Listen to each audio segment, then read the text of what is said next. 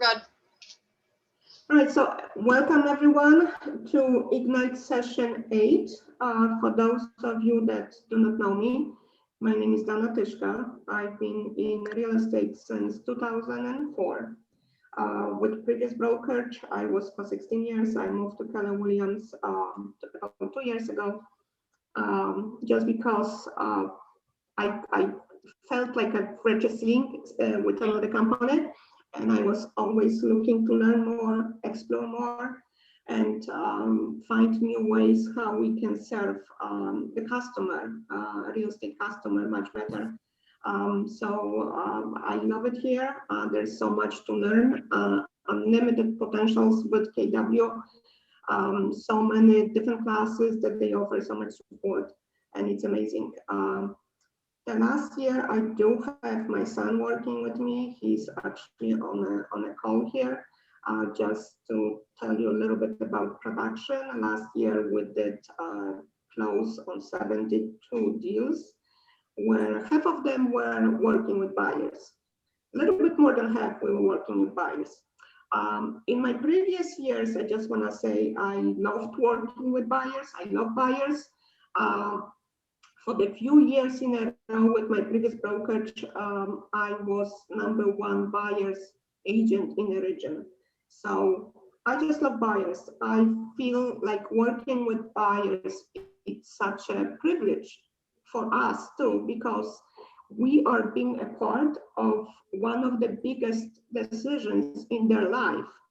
And just the feeling that they trust you and you are able to guide them and advise them as a professional is not only great for them, but it's so rewarding for me. So I always loved buyers, and I was quite successful with buyers. A huge part of my business, probably about 65% comes from referrals right now.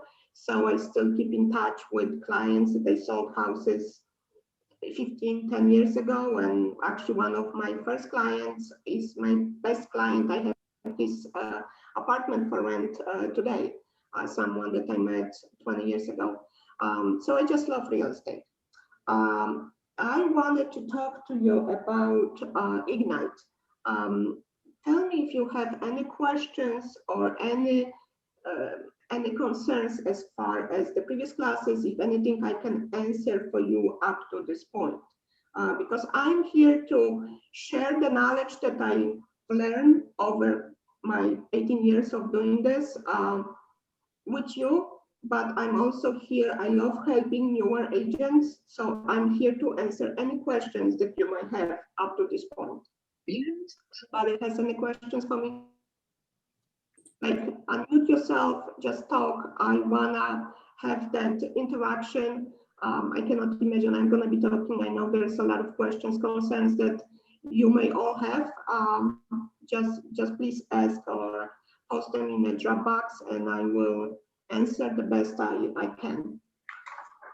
So do we have anything?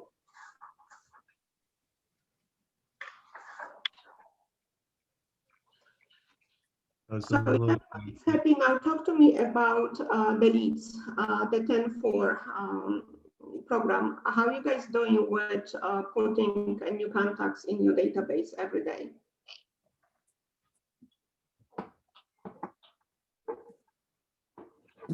How are you guys finding new leads? Because this is really the name of the game. If we want to grow the business, we constantly have to look for new leads. How are you doing with this? What you guys are doing? Anybody? We're calling FISBOs. Wonderful, perfect. And expireds. Something that I wanna, that's amazing, Petro, that's amazing. Something that I wanna share with you that it's on top of all the calls and reaching out to your sphere, because that's how I started. I was reaching out to everybody that I knew, telling them that I'm with the real estate office right now. And back then we used to send postcards to people that we know, to the neighbors. But something that I discovered recently after I actually joined Keller Williams was around the holidays. Like a couple days ago, we had that International Women's Day, or you have Easter, or you have any holiday. The St. Patrick's Day is coming. I take an image, nice funny image online, and I text as many people as I have in my phone with my signature line at the bottom, stating regards to Natishka Keller Williams. And I'm going to tell you a very interesting experience that I had 2 years ago. Back when I started, I had a client that called me from the newspaper, because at the time I advertised in the newspaper, doesn't work anymore. But she called me. I sold her an investment property in Bolton, and I didn't have her address. I knew she married. I knew she got kids. I only had her investment property on tax records. It didn't have her information where she would live right now. But I had her name, not even last name, I had her name stored in my phone. So around the Mother's Day, I was sending those funny images to as many ladies that I knew that I had kids. And some of them responded, thank you, asking, how are you, what's going on in your life? Are you still in real estate? How's real estate? So it's a conversation starter. But her was very special because that was in May. And then she called me back in December of the same year. That's like, oh, it's amazing that you still remember me, that you sold me a house 10 years ago. And we actually looking to move. So what happened was she called me. They own a house in Rockaway, which we listed for 459, I think. And she bought another house in the 500s range, bigger. So just those, if you're looking for ways to reconnect with someone that you have not talked in 10 years, just that small text message could bring that connection back to life. So just another way to find more business and connect with more leads. If you may want to try that. And I know there is that app called Reach that I don't know how to use it. I'm not a big on technology, but I know you can send the same message to several people at once, which is easier. And they will not know of the other ones got the text message from you. They will feel like that text message just went to them. I also wanted to talk as this class is asking us to about connecting with people in your life that provide service to you. And we're talking like dentists, hairdressers, dry cleaners, if you have connections with them. And Arthur, if I can ask you just to read the page 9 here, because it has a sample of that conversation when you're gonna reach out to your dentist or a doctor or a landscaper. Want me to read this right now?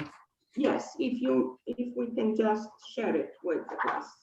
Okay, so this is good, you know, when you're calling local businesses and you're trying to build referral partnerships and all that kind of good stuff. So here's the script. Hi, business owner, you know, whoever you're calling, bagel shop, dentist, whatever. I'm Arthur with Keller Williams Realty. I'm in the process of creating a list of preferred business and service providers to give to my clients, since I frequently have clients ask me for goods or good landscapers, such as other businesses, dentists, all that kind of good stuff. I only wanted trusted companies to refer them to. Since I have had excellent service from you, would you and your business be interested in being included? So you're already, it's building your downline, you know, and if they say yes, you continue. Great. I'd like to establish these professional referral partnerships to help grow each other's businesses as well. So if I were to refer clients to you, would you be willing to refer your clients to me that are looking to buy or sell a home, with the assurance that I will provide them with the high level of customer service that you expect? If yes, excellent. How about we confirm each other's contact information so we can get started? Basically, you know, scratch your back, scratch my back. Very common business ethics. Thank you, Arthur. Have anyone reached out to your sphere of people, professionals that provide service to you and ask for business? I actually reached out to my chiropractor today, and I dropped off like about 30 of my business cards, and I've referred business to him in the past. So I was like, listen, if it would be okay with you, I'm new, I'm trying to get established, I'm trying to get my name out there. I work with a great brokerage, and is it okay if I leave my business cards with you? So if anybody happens to be asking if they want help buying or selling, just give them one of my cards, and we'll connect with them.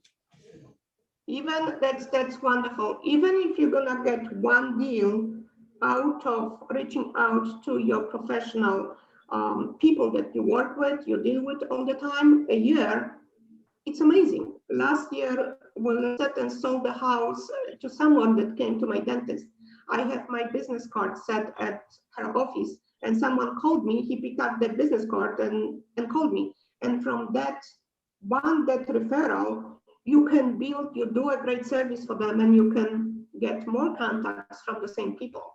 So this is amazing, but this is another way to find leads and add contacts to your database. Because database, and the bigger you're gonna grow, the easier it's gonna get, and your business just gonna grow.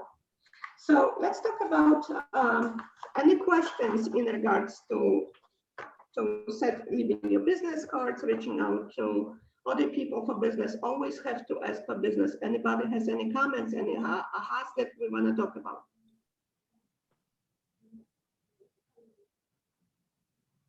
We had some work done on our house probably about 6-7 years ago. We had major stuff done. And my aha right now from you was to call the contractor that did, the work on our home and ask him for some referrals. So that was great. You know how many people they get in contact with, and a lot of people actually renovate their houses before they want to sell. Mm-hmm. And, yeah, absolutely. Yeah. I have a contractor, and he does a good amount of work for us, and I refer him to my clients, and I constantly nag him about business. Do you know who is selling? You just did the kitchen for those people. Are they going to be selling? Just ask them if they're going to be selling. Get me their phone number. Like, oh, I'm going to give you a business card. No, I need the phone number. Maybe they will call, maybe they not. Maybe in the meantime, someone's going to knock on the door and they're going to hire. Maybe the other person. You want to be first, ask for business. You always ask for business. Always look, wherever you turn. I had a guy cutting my tree the other day, and I said, well, you see so many people. You know of anyone, we have such a shortage, do you know of anyone that's going to be looking to sell or maybe buy? And he says to me, I actually need a 2-family house. Like, have not I asked, would he talk to me? Probably not. He's busy, he comes, does his job and cuts the tree and moves on the job. You have to ask. Some people assume that, well, everybody knows that I sell real estate. And I've heard that before, that sometimes people, even to me, said, well, you look busy. I didn't know if you wanted more business. I honestly heard that before from people that I knew.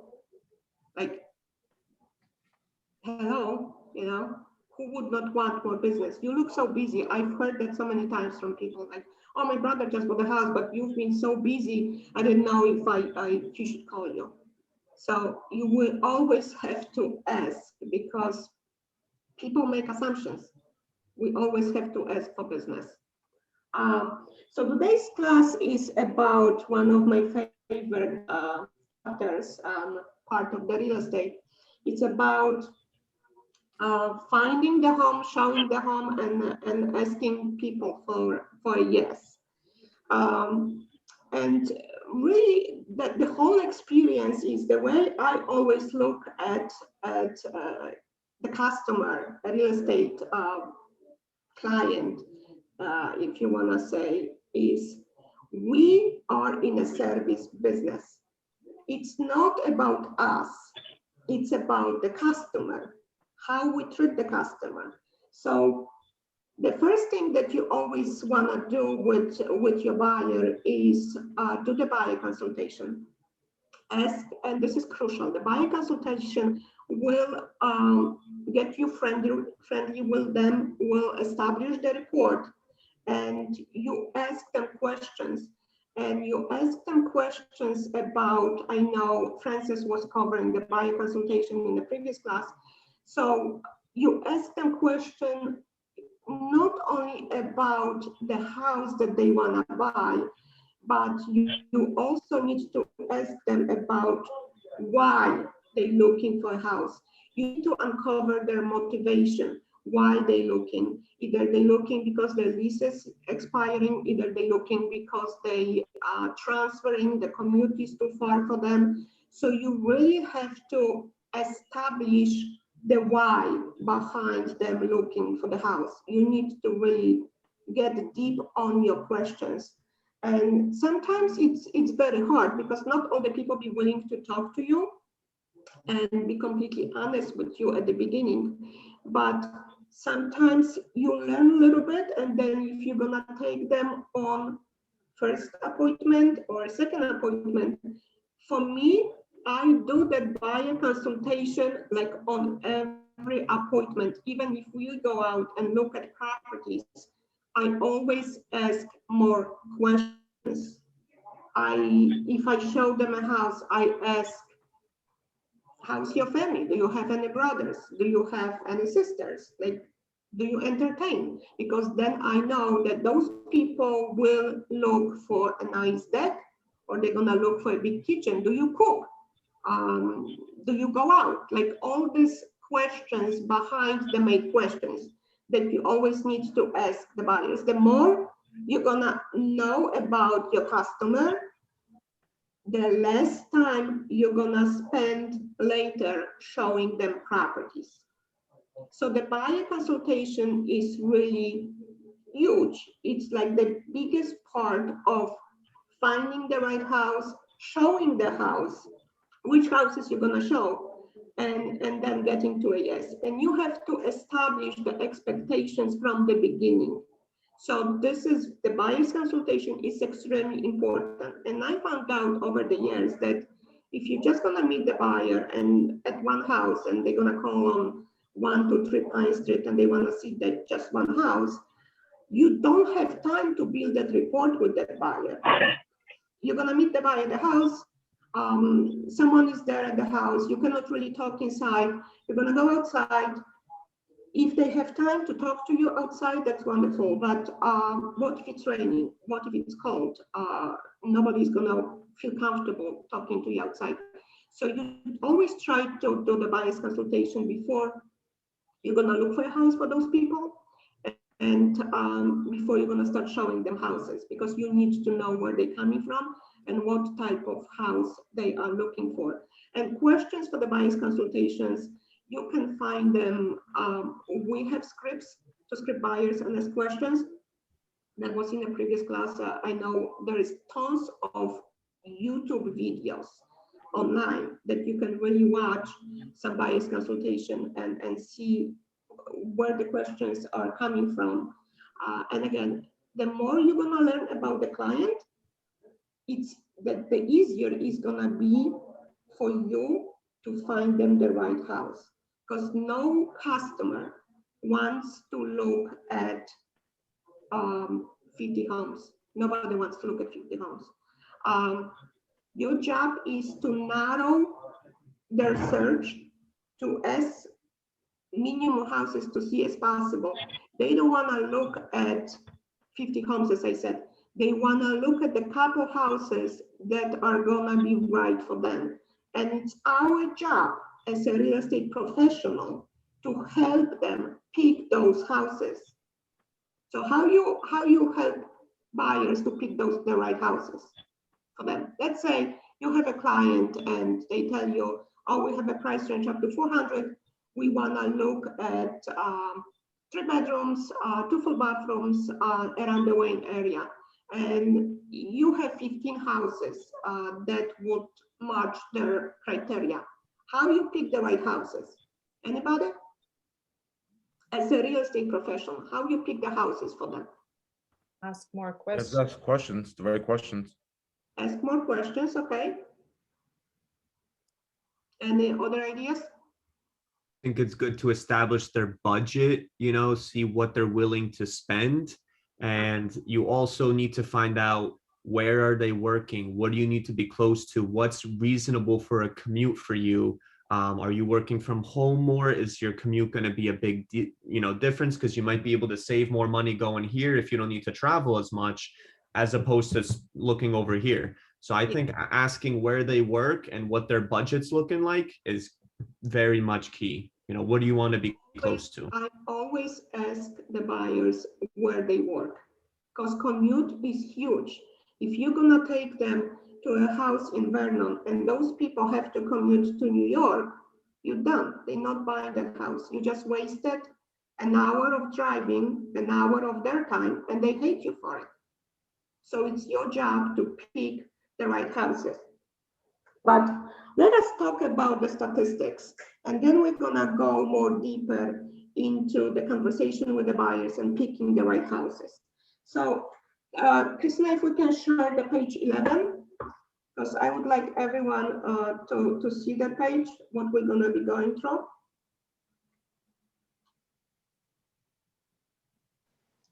This one, right? Page 11, you say? Yes. Yes, thank you so much, perfect. So see, the first step when you go with the buyer, the first paragraph states here, the typical buyer searches for 10 weeks and views 10 houses. I tell that to everybody because some people think, oh my God, my neighbor look, for 2 years they look for a house. And I've heard that also so many times. So from the beginning, you setting the expectations that 10 homes, and you buy, right? That are 10 homes and you should buy.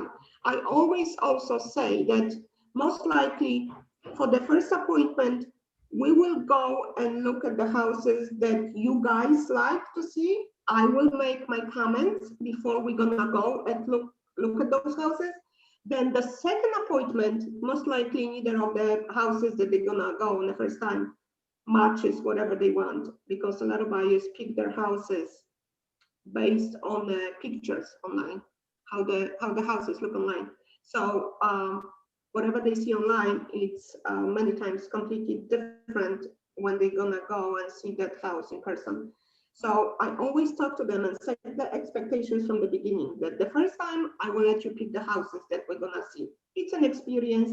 Let's just go and get our feet wet.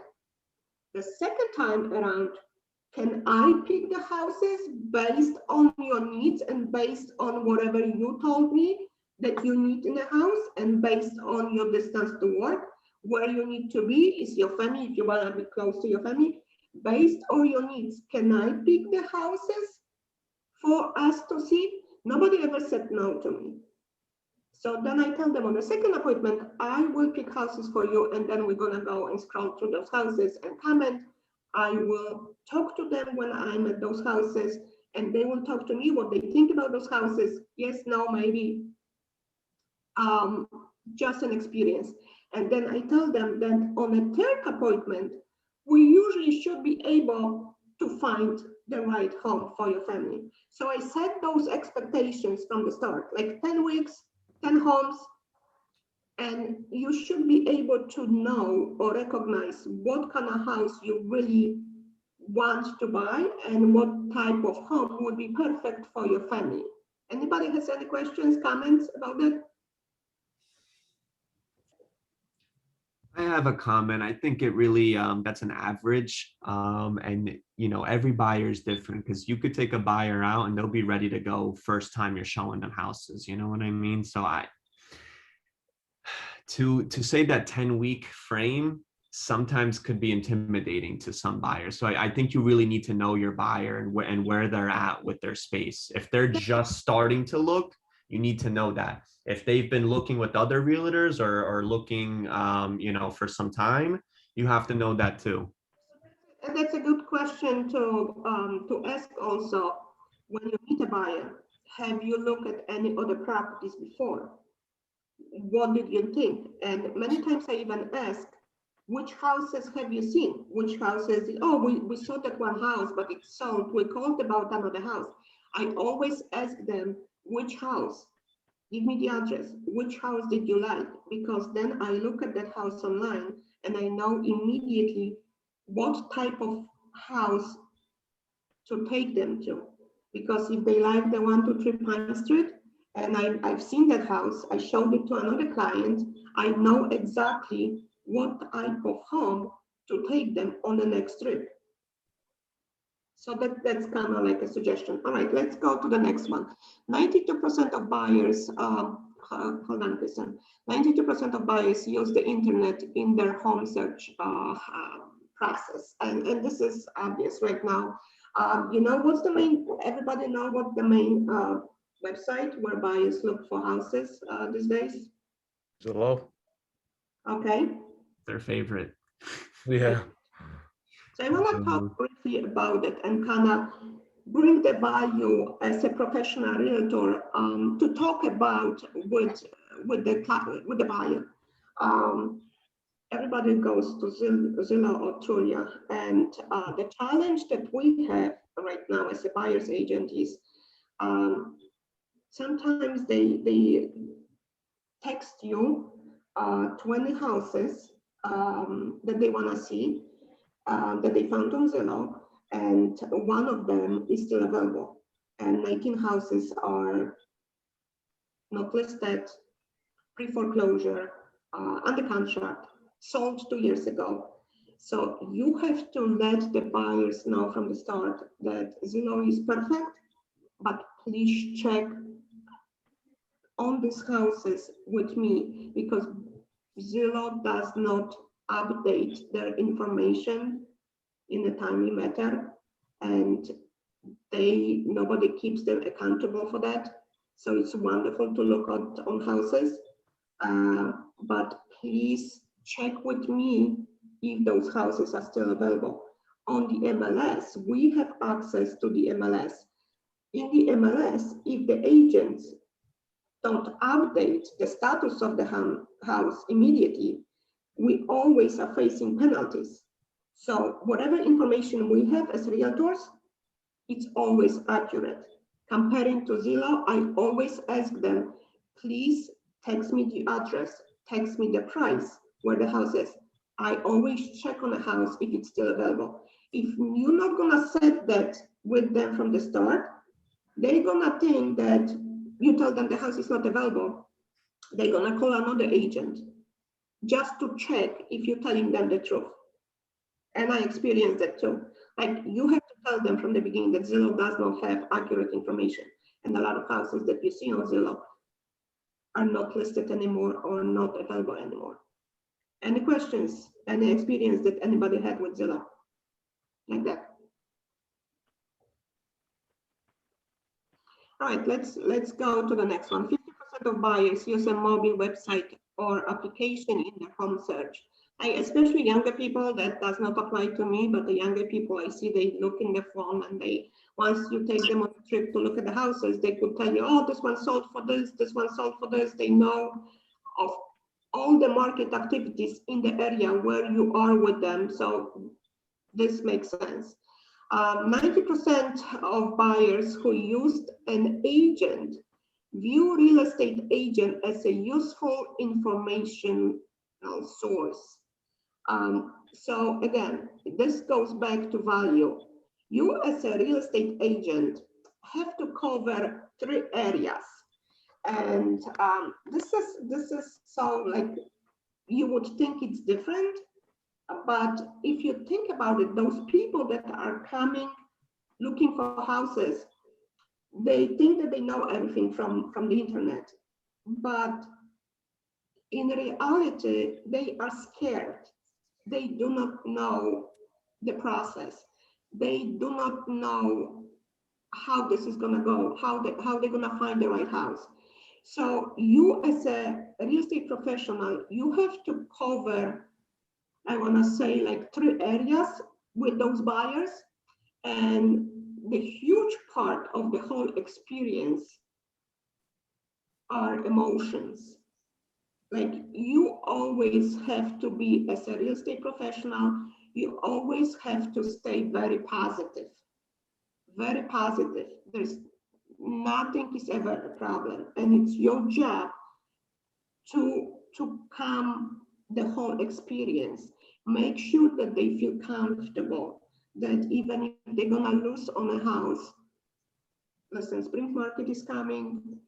I'm sure there's gonna be a better house around the corner for you. You wanna be in that neighborhood? Let me call some sellers in the neighborhood, see if anybody's looking to sell. So the emotional part of the whole experience of looking for a house, it's huge. How you maintain that level of emotions, because you, as a real estate professional, you bring your experience to the table. You bring the knowledge. They bring a bag of emotions. For them, it's an extremely emotional part of their lives, very important. So it's for you to control the emotions. You are in control. You gotta be able to deal with the emotions, and you always have to be positive, keep everybody calm, and control the emotions. If you're not gonna be able to control the emotions, you're gonna just lose a buyer. That's pretty much what it is. Second part of the whole transaction, what is expected from the real estate professional is you need to provide data to the buyers. So it's your job as a professional real estate to give them data about the market, about the knowledge, about the schools, about the transportation to New York. So that's another huge part.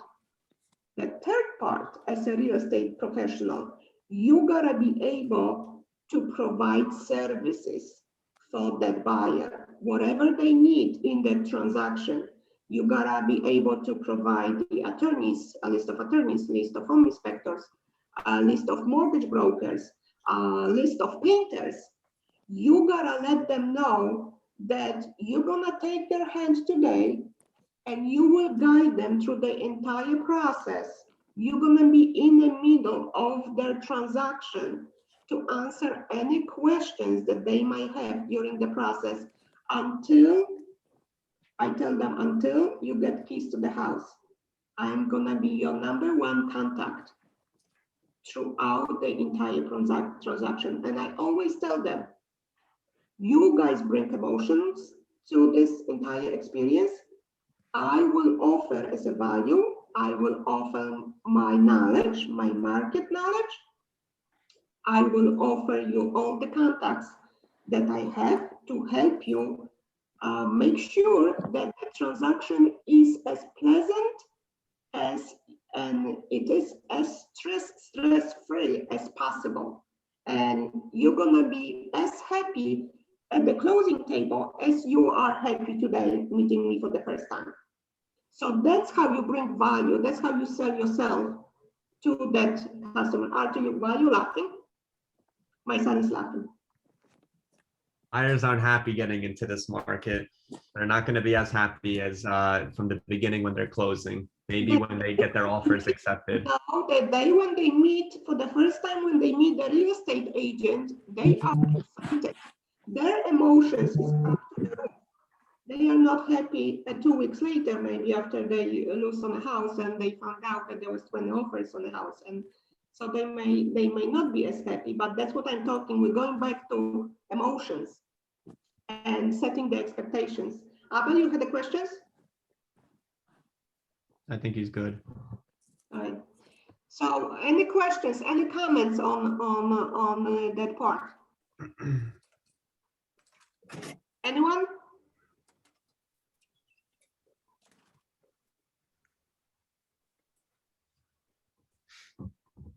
No. Move on to the next one. What do you think about the part to control a buyer's emotions during the entire process? You think that's important? I think that's extremely important. You know, a home buying process is probably the biggest investment anybody's ever going to make in their lifetime. You know, and especially the first time home buying process, the emotions must be running from left to right like crazy, up and down swings, you know, that you can't control, but you can hopefully mitigate and ease the process as smoothly and transitionally as possible by being professional.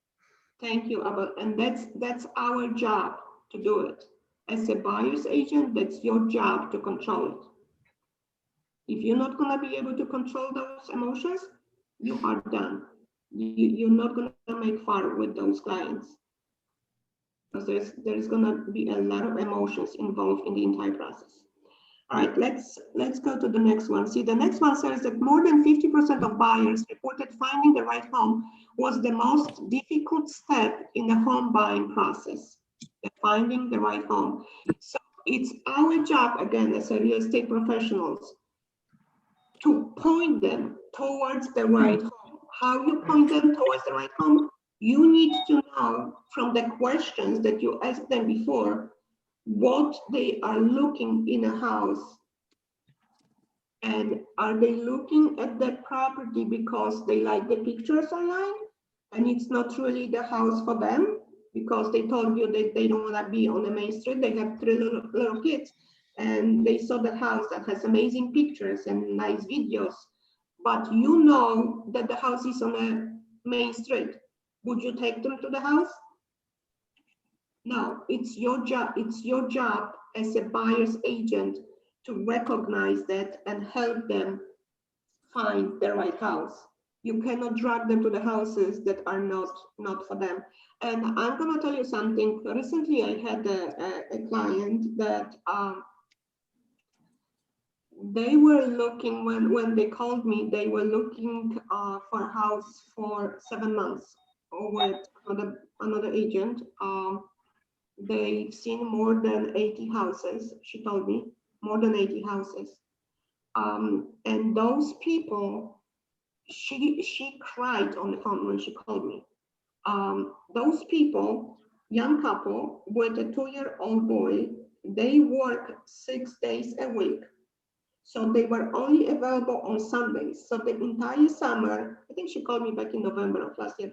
So the entire summer, they were going out, meeting with an agent at 9:30, and they were getting home at 6 o'clock, looking at properties. Don't you ever do that. That's insane. That's totally insane. How to prepare. It was a nightmare for those people. When I talked to the wife during the week, and we were kind of talking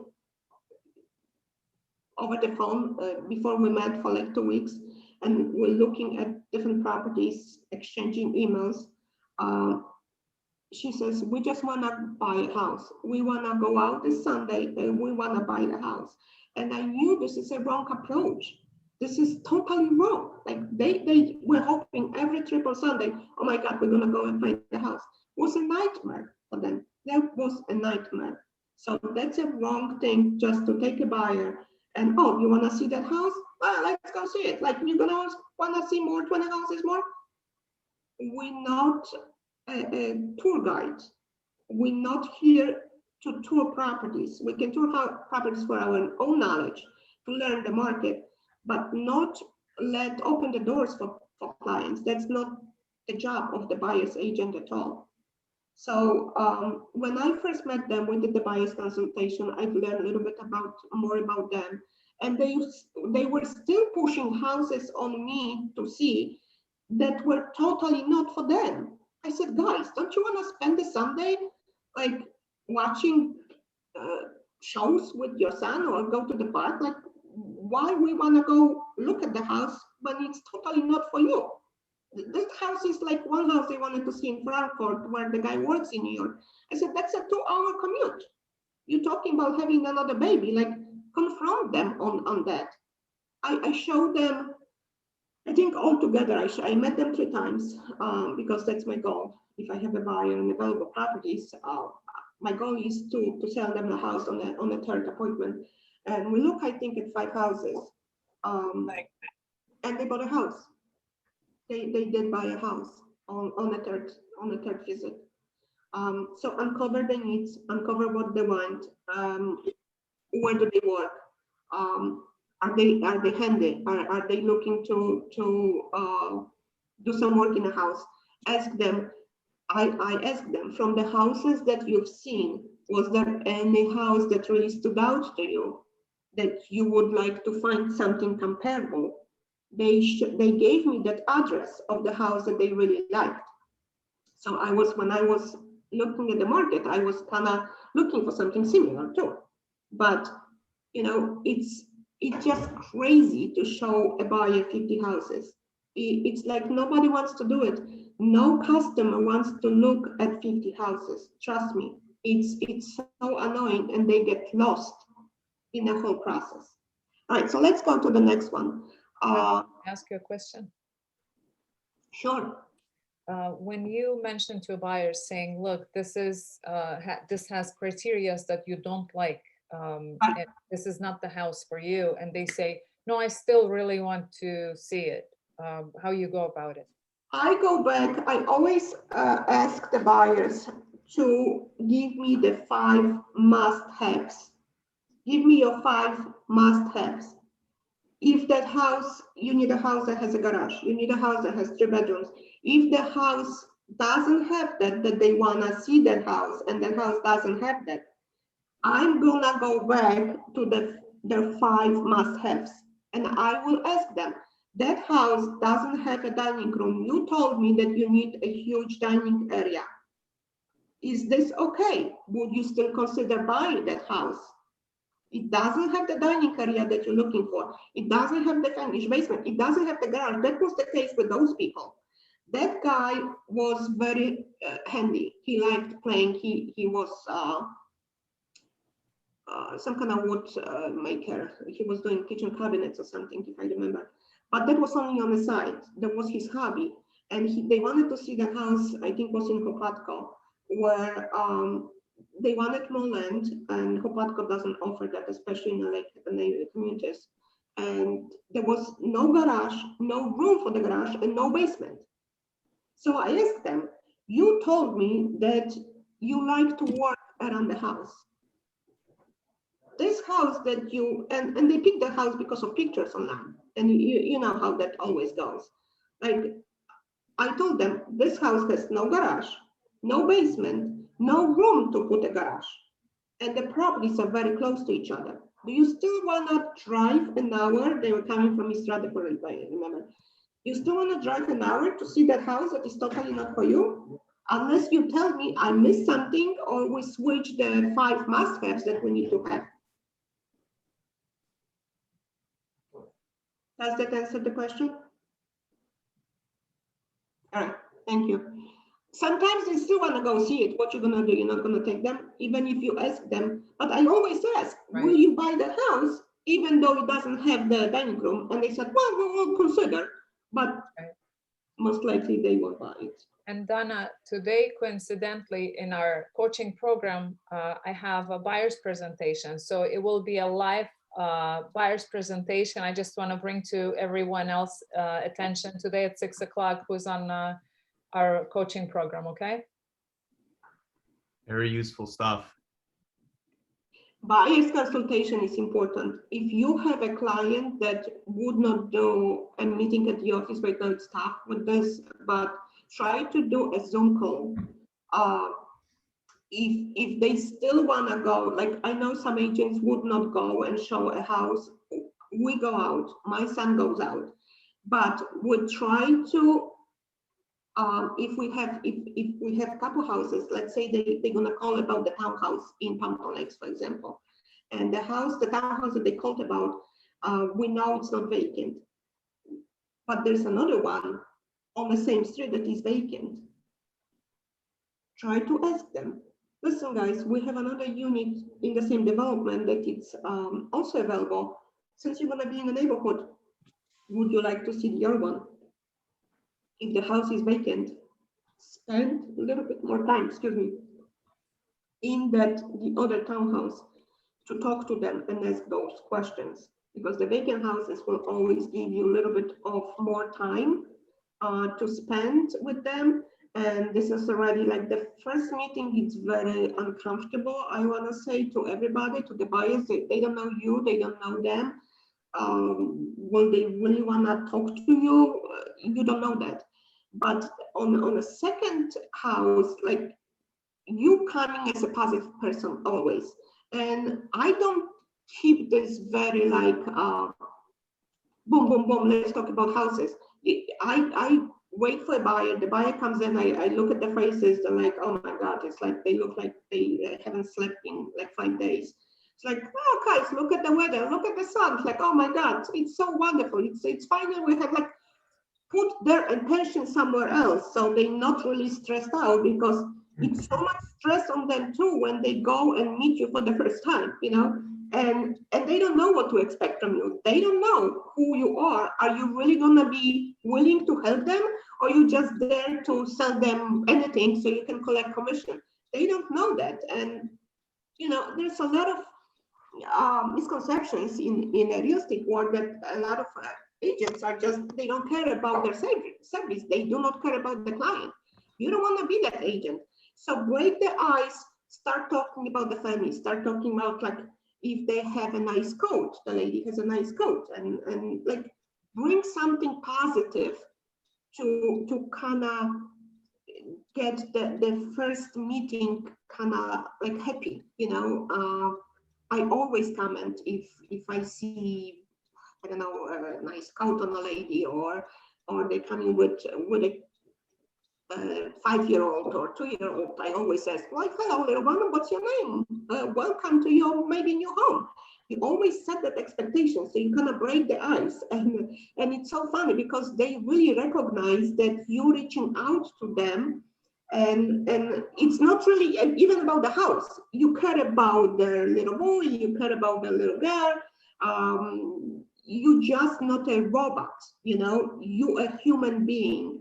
And that's what those buyers are expecting from us. They want us to be a human being. They looking for guidance, professionals, but they also want us to be like normal humans, and you have to be able to somehow connect with them on a different level than just a real estate business. Any comments, any questions about that? I think it's really special when you can build a connection with the buyer, because if you're just going to be bland, you're just going to talk like a robot, you were saying, many times you're not going to build that relationship. And this is a relationship-based business, and you should treat it as such, because if you don't, you'll fall through the cracks. Yeah. There's a lot of study has been done in that department, and a lot of people saying that, I mean, obviously we are in a service business, we do provide service to the customer, but people buy people first before they're gonna buy a service from them. And that's important. And I think if they're gonna feel comfortable with you and they're gonna like your approach, they will buy from you, no matter how many offers they're gonna have to put in and how many offers gonna be rejected. They still will reach out to you for answers. Any comments, any questions? Definitely think trust is a major factor here. You know, they got to trust that you can take care of them as far as service is concerned. They got to trust that you're going to look out for them and look for the right homes, so you don't waste their time. They got to trust when it comes down to negotiating that you're going to be there for them 1,000% and take care of their needs. So definitely that trust factor is definitely a big deal. And like Arthur said, you know, that connection also is imperative for sure. That's huge. And I had many instances like they will start talking to you if you start talking to them. And you know, as I said, start commenting about their outfits, their kids, and then the conversation will evolve. Sometimes you start talking about politics, like, but please engage them in different conversation beside real estate, so they will loosen up. They won't feel a stress with you. And at the same time, tell them, as I told you before, like you bring emotions. I tell that to every client at the beginning. Guys, you bring emotions and your wants and needs. My job as a professional is to bring the knowledge that you have in a real estate market and advise you the best I can with the real estate transactions. but at the same time guide you from today to the day when I give you the keys to the house. And I always say, when I give you the keys to the house, meaning that they want to get keys from me, I'm gonna be Not there. anybody else. No, not anybody else. When I give you the keys to the house and I tell them, we're gonna have bumps. It could be a smooth experience, but it could be a bumpy experience. But every time we hit a bump, please call me. We will discuss. You will tell me how you feel, and I could hear all different comments. I can take a lot, and I will tell you my observations coming from the experience, how we can cross that bump and make sure that the next bump is going to be easier on everybody, because we do gonna have bumps. So setting that expectations from the beginning is very, very important. People need to know. People are, as I said before, they read online. They buyers, they smart. They smart. So they're looking for a very smart transaction and a very smart experience. And it's your responsibility to make sure that the entire experience is gonna be smart, knowledgeable, but at the same time, assure them that you're always gonna be there for them to answer any questions that they might have. You're always gonna be in the center of the transaction for them. Any questions, any comments? All right, let's go to the next one.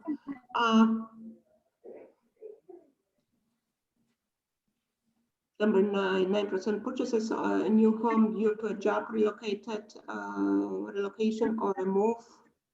I feel like the percentage is higher. 8% vote for desire to be in a better area or a change in a family situation. I feel that percentage is higher too, but I guess that's true. All right, let's go to the next page. What we have here. Find the right homes, show qualified homes, bring your buyers to a decision. So now if I want to go and look at the Garden State MLS.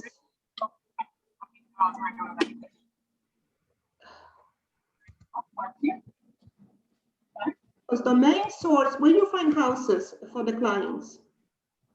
Gotta go on the MLS. Whose MLS I'm logging into, I don't know. So most of the houses, do you know where we look for houses for clients? Where you look for houses for buyers? They gave you their needs. They want a price range. They have a price range of 400, 3 bedrooms, 2 full bathrooms. They want a garage, big yard. Where you look for houses for them? The MLS. All right, so you go to the MLS. Our primary MLS is Garden State MLS. That covers the Passaic area, Morris County, Sussex County, and all the way a little bit more west. So this is our primary MLS. How you gonna look for house for them? You're not gonna be able to find a house for your client if you do not research MLS every single day. You have to learn the market. When I was starting, I'm a morning person, so I got up very, very early before everybody else is up. And I was a new agent. I still do it. I still look at properties. What's going on? You need to have the market knowledge. So you'll be able to know where to look for a house for that buyer. So you go, every MLS has a hot sheet. Do we know what's a hot sheet? Do we know what's a hot sheet? What's a hot sheet? Who can talk to me about hot sheet? It's the newest inventory that's coming to the market. Yeah, so you click on a hot sheet, see in here. Everybody can see that screen? You guys, can you see the Garden State MLS? Everybody can see it, yeah. All right, so see, look at the hot sheet.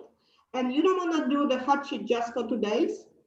You want to do always go back a couple of days prior, because what if the listing agent put the new listing at 9 o'clock at night? It's not gonna show up if you're gonna do only 2 days and you missed it. And the last hot sheets you ran at 5 o'clock yesterday, and the new listings came to the market at 9, so you missed it. So you need to study the MLS. That's how you're gonna provide the data to your customer. You need to know what parts of town you wanna take them, which towns will they give you that 400 price range with 3 bedrooms, 2 full bathrooms, where you can find it. You need to go and spend a lot of time on the MLS to check what's available right now in Wayne, what's on the contract, what are these houses are selling for, what are the ranges of prices. If you get a buyer and he says, well, I want a colonial in Wayne for 400, like what you're gonna tell them? Are you willing to go In a flood zone. hello? Yeah, that's pretty much it. How would you know that if you don't have the market knowledge? You need to study the MLS. I'm doing that for 18 years now. I constantly watch the MLS, and that's your knowledge. That's your source for your knowledge. That's where you're gonna learn. That's how you're gonna practice. And they're gonna think that, oh my God, you sold all these houses, but you learn that data. If they're gonna ask you, you're gonna take them to the house on Spruce, and there's gonna be another house available on the same street that they didn't ask you for it.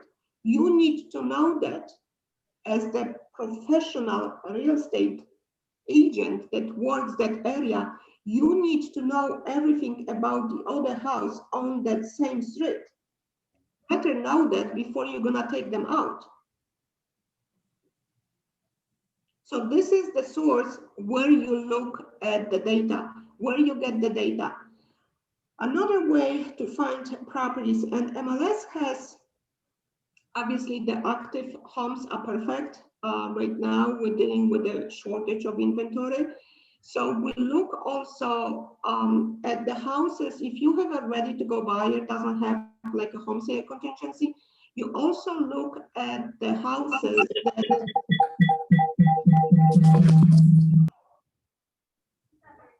the status continue to show. At the bottom of the page, if you go on the active inventory, you have houses continue to show. And just call those agents. We sold a house like that last year. We explored all the options for the clients. The client wanted a particular townhouse, couldn't find it anywhere, was not available. We dragged them through everywhere for like 2 months. And he was very nice. Like, we established the report, we did the buyer's consultation. It was very, very nice. Couldn't find him anything. And then I look at on the contract continue to show. I call the agent, and the agent says to me, oh my God, we've been waiting for those buyers. They were supposed to close on the house. They never closed. And she says to me, if you bring me a good offer, we got a deal. We showed the house the same day. The same day we wrote an offer, and we got him into the house. So that's another way to find other properties, especially with low inventory. We also look on Zillow too. We look For sale by owners. for sale by owners. And yeah, thank you, Pedro. Like, you call them, but you also look for sale by owners. And you call them. Some of them, they're gonna say, well, take a hike. We're not dealing with a realtors, not dealing with you. But many will pay you the commission if you're gonna bring them a buyer. And guess what? Best experience ever. No competition. You're gonna be the only buyer pretty much at the door. And my seller right now, like for sale by owners, I don't know what they're doing, but I guess they think they can get more for the money because they're gonna save $15,000 on the commission, but they're gonna sell the house $60,000 cheaper. And I have a perfect example right now. My sellers of a 2-family house that I sell right now, we're looking in South Jersey for a house. and they saw that for sale by owner. We called, they said, no, we get realtors. They were asking for 500. My clients with cash, they offered them 455. They said, well, no, 455 is not going to happen. We want 460. And so they went up to 460 and they accepted.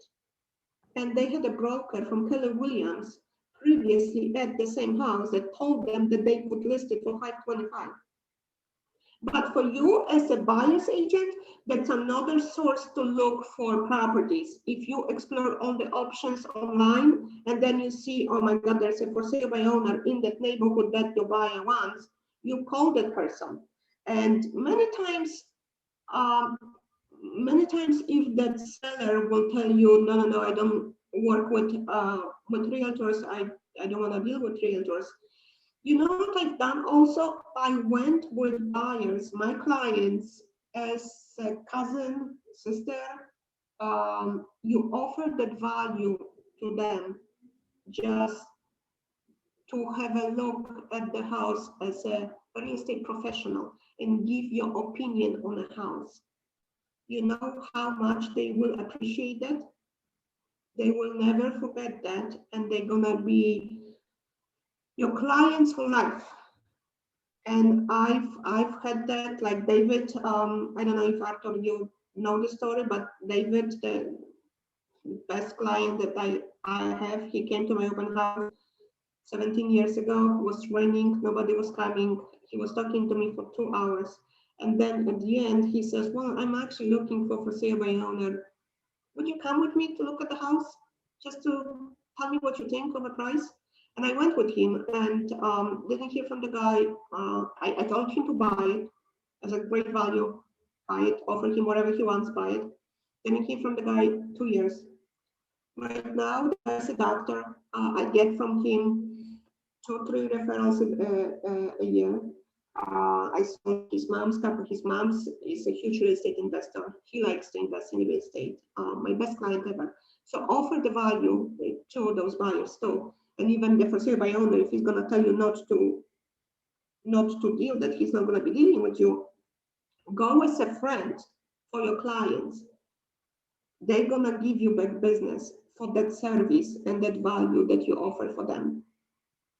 Because Arthur went with the buyer last year on a house in Parsippany, and 2 months later, we got a call from the neighbor of those people that they were looking to sell a house, that they recommended us to that seller.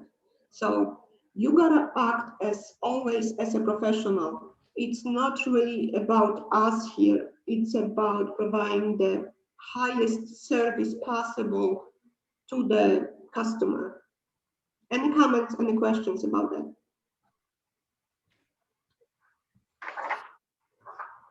Did you have any experiences with for sale by owners? So great. Definitely had experiences with for sale by owners, but I wanted to ask you your opinion about expired as another method to look for inventory. Yes, absolutely. That's another method to look for inventory. If you can send them cards, letters that you have a buyer working in that area. If you can access the phone number, call them. Thank you, Pedro. That's another perfect way to find houses for buyers. Absolutely. Any other ways to find houses for clients, especially in the inventory being so low as today? Any ideas? Circle prospecting, I would imagine. Yeah, well, that's another. You really want to take it a step further, you go on the withdrawn listings, you know, see what's going on, call that agent, why'd that listing get withdrawn? You know, I have a buyer for it. Yeah. You know, if you really want to get aggressive with it. Yeah. House expires. I even call the listing agent that had the listing previous. Say, listen, is your seller still thinking about selling? I have a buyer, can we do like a one-time showing? I have a buyer that could be perfect for the house. She already, or he has already a relationship with that seller. It's gonna be much easier for you to make it happen when there's gonna be another agent involved. Yeah. So I even called the other agent And they're gonna be happy that you're gonna sell their listing, and even though expired and they're gonna get paid, they're gonna remember you. For you also wanna look to build a nice relationships with other realtors in the market, because we all working together, and we should all help each other. So let's go back now to finding houses for the clients. When you establish, you look in the MLS and there's 15 houses that would match the criteria. How do you determine which houses to email? How many houses to email to those clients in one email? Any ideas how you guys do it? How many houses you send? You have 15 houses that would match their criteria. How many houses you send in one email?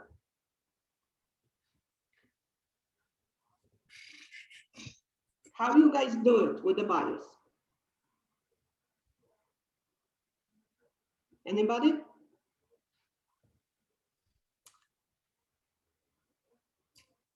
All right, so my thinking is you never want to send too many houses in one email, because they're never going to remember the right house. You want to send them 3 houses in one email. When you feel one is really standing out and this is the perfect house for them, send them that house in a separate, completely separate email. On top of it, text them or call them. Always ask the buyers, what's the best way to communicate with them? How do they like me to call them, text them, email? What's the best way? Social media. I have clients that text me on social media. What's the best way to communicate? And always like, listen, guys, I just emailed you a perfect house. We gotta go see it as soon as possible. Make sure you send that house in a separate email, so they will open it up. People are busy. If you're gonna send them 5 houses in one email, that perfect house is gonna get lost. You have to bring their attention to that one house that you feel is gonna be right for them. So always follow up in your emails. I never set anybody on those automatic emails. I hate that. And I've learned that people hate that because they feel like you don't care about them, especially if you did the buyer's consultation and they told you that they want a garage, they want a BTR, they don't want to be on a main street. If you're going to send them those automatic emails, half of those houses not going to be what they want. So I always pick the houses to send them myself, because I know I would feel uncomfortable with that if I would have a real estate agent and they would be sending me houses that would completely not fit my criteria. So send them only those houses that are good for them. Follow up on those emails before you're gonna book appointments, before you're gonna take them on those appointments to look at houses. Check with them, discuss those houses that you're gonna show them. Make sure they know and approve of those homes that we're gonna go see. But you point those addresses to them first.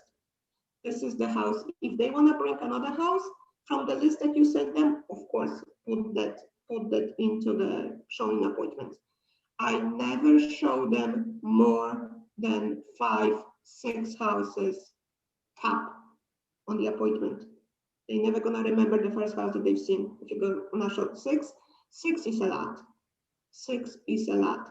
And especially in today's market, first appointment, you meet the client, chances that they're gonna find the right house, as I said, small, not possible almost. They just go there to browse, and you're gonna go there to observe and learn more about them. Talk to them about the houses. What's wrong with this? Why it didn't work? Why you didn't like it? Why you didn't want to go into the house? And that's another thing. I mean, I watched a couple of videos, and they say, well, people pulled in, they didn't want to go inside. All right. I bought my first house in Wayne, and I used to live in Hackensack. I came here with my mom, and I pulled in. I booked an appointment. I pulled in, and I said to my mom, I'm not going in. It's like I'm not buying the house. It's not even looking like the house. And my mom said, we drove here, we're in traffic for half an hour, we're gonna go in. And I bought the house. It's like, don't let people prejudge the house from the outside, how the house looks inside. What if the house has a beautiful kitchen that they want, and some pictures were just ugly online? And that's another thing that you have to discuss with the buyers. Like, especially in today's market, everybody is calling on those houses that have those beautiful pictures, beautiful presentations. Look for houses that have terrible pictures, and it's a plenty of them online. That not they don't get as many calls. Look for houses that are, in your opinion, are overpriced. There's gonna be less competition. They may still have offers, but look for houses that are underpriced. If you work with investor and they're looking for two-family houses, look for houses that they have tenants, because obviously someone that wants to move into a two-family house, nobody wants to evict tenants. It's a headache right now. Courts are even closed. So if the tenant is gonna say, no, I'm not moving out, you're not gonna close on that house with a buyer that wants to move in. But this is a perfect house for investor. So if you're working with investors that want a two-family house and place is rented and they have leases till August, go show them the house. Less competition. So look for those houses that are not perfect online. They don't have perfect presentation. And your chances of getting your buyer into the house are much higher than competing with 40 offers. The houses that are underpriced right now, they do that for a reason, because they create multiple bids and they end up with $50,000 more. But prepare the buyer for it. Discuss that with the buyer, so it's not going to be you're not going to be there to blame if they're not going to have their offer accepted. Just explain the current market conditions, what's going on, that a lot of houses are being underpriced just to create those multiple bids to get higher offers. Prepare the buyers for that. But most of the houses that have the best presentation online, many of them, they don't even fit the 5 must-haves what your buyers want in a house. So make sure you discuss that with the client before you're gonna go and take them to that house that they wanna see. Like if you have a house on the emails that it's not for them, ask them, confront with them.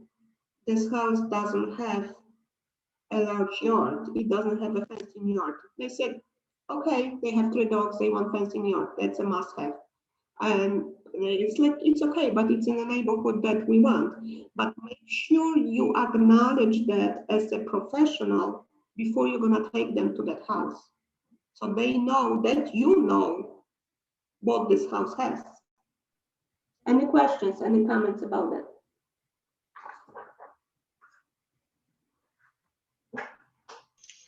Anybody has different experiences?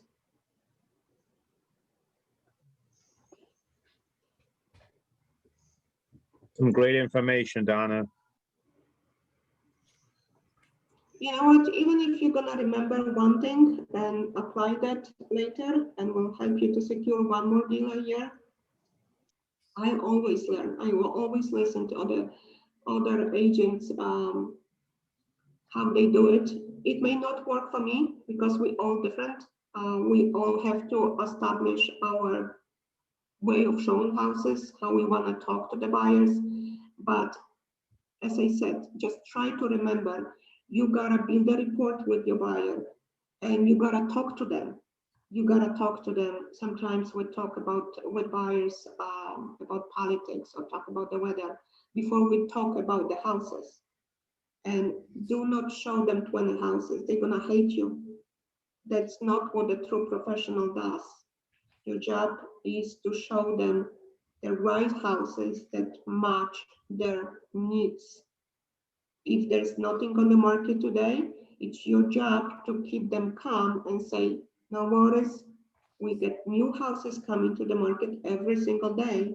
Now, since I know what you're looking for, I will also call and look for the right house for you too, but please be patient. I ask them to be patient with me because I said this is the real estate market at its best. That's what we're dealing with. I can only advise you on the current market condition. It's very challenging. It's very challenging market, but please be patient because I didn't have a buyer that did not find the right house for them. Sooner or later, we're gonna find the right house and you're gonna be happy. Right? Let's move to the next one. Arthur, on the page 14.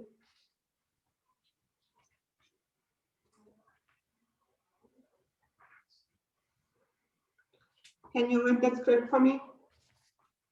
What do you want me to read? Keep the Okay. focus. Keep the focus on the best house. Mr. and Miss Buyer, when we do find the right home, we'll need to act quickly. And I know you are going to have that feeling of, well, is there something better out there? But I have to tell you, the best homes sell right away because they are the best homes. Do you want to see all the homes or do you want to find the right one quickly? So I only show the best houses. People want to show and compare houses. Some agents, and I've talked to all different realtors, they show the worst house first, so the buyer could appreciate the best house. Like, why would I want to do that? I only show the best houses, and many times they don't even act quickly. But if they lose the house because someone else bid it sooner on that house and they lost it, I know exactly what they wanted for the future search, and they learned their lesson already that they're gonna have to act quickly. So I only show them the right houses from the start. I don't like showing people houses that I know not gonna work for them and completely not what they need to have in a house. It's also going to be important that you express that to the buyers that you are showing them the top properties. You have to put this in their head and put things into perspective, because if they don't take your word for it that you're seeing the best property, they're going to want to go see more houses. So you really need to, know the market, have the knowledge, and even talk about how many houses for sale are in a certain town.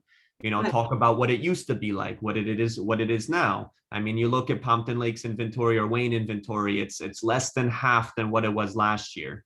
And you need to know that as an agent. So if you're showing someone a really nice home, you need to back up your knowledge and back up the statistics with it, why that is a great home you're seeing. Because people are not just going to take your word for, what does this agent know? Another agent's going to know something better. You have to, bring the knowledge to every time you're recommending something or saying this is a good house. But please, the most important do not show people more than 6 houses at the one visit. If you can narrow down to 3 or 4, as I said, the first trip, it's always getting to know each other and observe them, how they react in those houses, where they spend the most time. I had a buyer a couple of weeks ago. The kitchen was amazing. Those people spend the most time in the garage because the garage was oversized. So I was like, everybody's about the kitchen. It was the first time for me. Like, they didn't even comment on the kitchen. The yard was beautiful. They were just talking about the garage. They were sitting in the garage for like 15 minutes talking about the garage. So you don't know what attracts people, your buyer, to the house. So when you go there, don't blab about the kitchen that it's beautiful and perfect, because they may not cook. So the first trip is really to get to know each other and observe watch their body language, watch their reaction, watch where they spend, which part of the kitchen they spend the most time in. I had a lady that spent the most time like looking at the bathrooms because she liked that the bathroom was oversized at double sinks. Like, okay, I know for the next time, don't show them houses with very small bathrooms. She's gonna get annoyed with you and upset. You got to ask a lot of questions on the showings. That's how you're going to learn your buyer. Don't make comments point out the benefits that the house may offer to them, constantly ask questions, constantly ask questions. Those times when you're showing properties, it's a time for you to bond with your customer. Ask more questions. The more questions you're gonna ask, The closer you are to getting to the finish line. that's to finding the right house for them and making them happy and making yourself happy. Because at the same time, we're no tours, guide tours, with the key to open the door. That's not our job at all. So your job is to uncover all the needs and point buyers to the right properties that will work. If they're gonna see a house that it's perfect, it's perfect for them, but they don't wanna go see because it has online that red carpet. And I had a lot of buyers like, no, the house with the red carpet, we're not going there. The house is perfect for them. So many houses have those green or red carpets, and the house looks ugly online, honestly. But how expensive is it to rip the carpet out? Most clients do not know the prices. It's your job to tell them about this, especially the young couple. They don't know, how much that's going to cost us $10,000 to remove. No, if you have hardwood floors underneath, it's going to cost you. Sometimes those hardwood floors are in a prime condition. If you're going to have to refinish them, first time home buyer 400 price range, refinish the floors 1,500. Is it worth it if the house has everything perfect for you in a perfect location? Of course it is. So it's our job to point those features that And they you could even tell buyers that's an equity builder. Start talking about how that builds you equity, that builds you future value. I mean, doing a small change there, small change there. I mean, come on, to get a great deal, to be in the location, it's all going to be about location, layout, neighborhood, all that good stuff. That's their main components, what you need to direct buyers to. Who would not want to build equity the minute that they're going to close on a house? Everybody. People just don't know how this works. If you're gonna go buy that house that is picture perfect online and you're gonna pay $50,000 more for the house than it's listed, where there's another house on the same street that has a red carpet and it's $40,000 cheaper. And again, we experienced that ourselves. My son had a buyer, houses built the same year.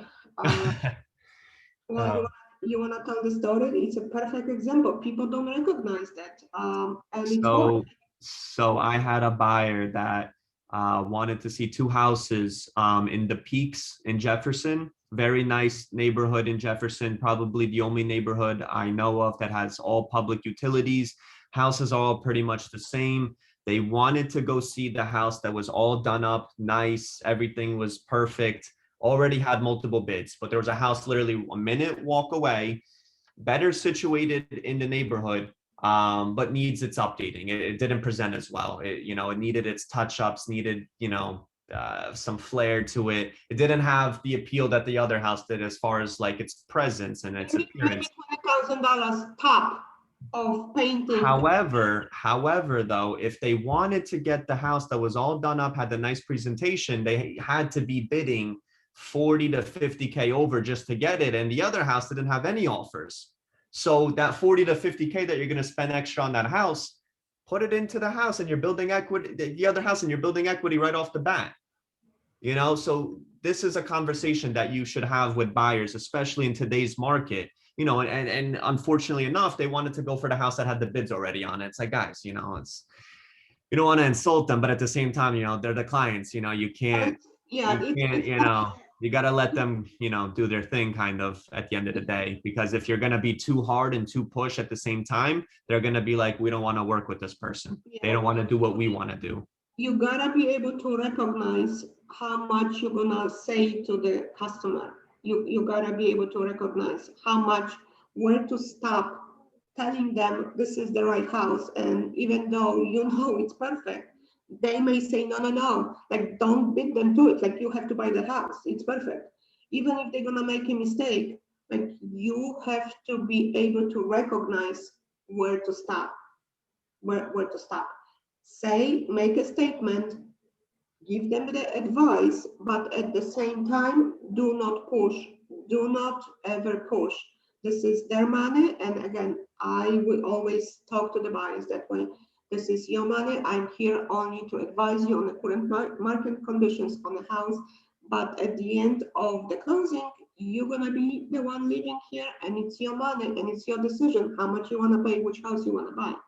So I wanna make sure that we all understand each other and on the same page.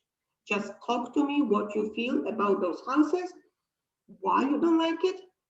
So we're not gonna waste nobody's time. If you don't want a house that it's not painted, fine. We're just gonna look at those perfect houses, but be prepared to pay $50,000-$60,000 more for the house and maybe waive the inspection or put a cap on the appraisal, because that's today's buyer. But make sure you present it to them in a way that they're not gonna feel uncomfortable with them. How to deliver that message is huge, like important. So don't be like too smart at the same time. You know what I'm saying? Like try to advise them, but don't be too Don't be a smart, smart ass. because a lot of people take that the wrong way. Even though it's coming from the heart, it's coming from your experience, it's coming from the knowledge that you have. Some people don't recognize that. So be very careful, and it's up to you to understand how much to tell to that client. You follow what I'm saying? You understand that? Yeah. So that's important. All right. So let's show houses. Right now we're moving to the next chapter. Maybe Let's we should show go to houses. page This is so much fun, because you actually Christina, can we play? I actually have a video on YouTube, and the guy is so professional, so nice. So he can explain it much nicer, and I really like that video. So if we could watch the video right now would be awesome, and then we're gonna talk about it, comment, and I will tell you my ideas.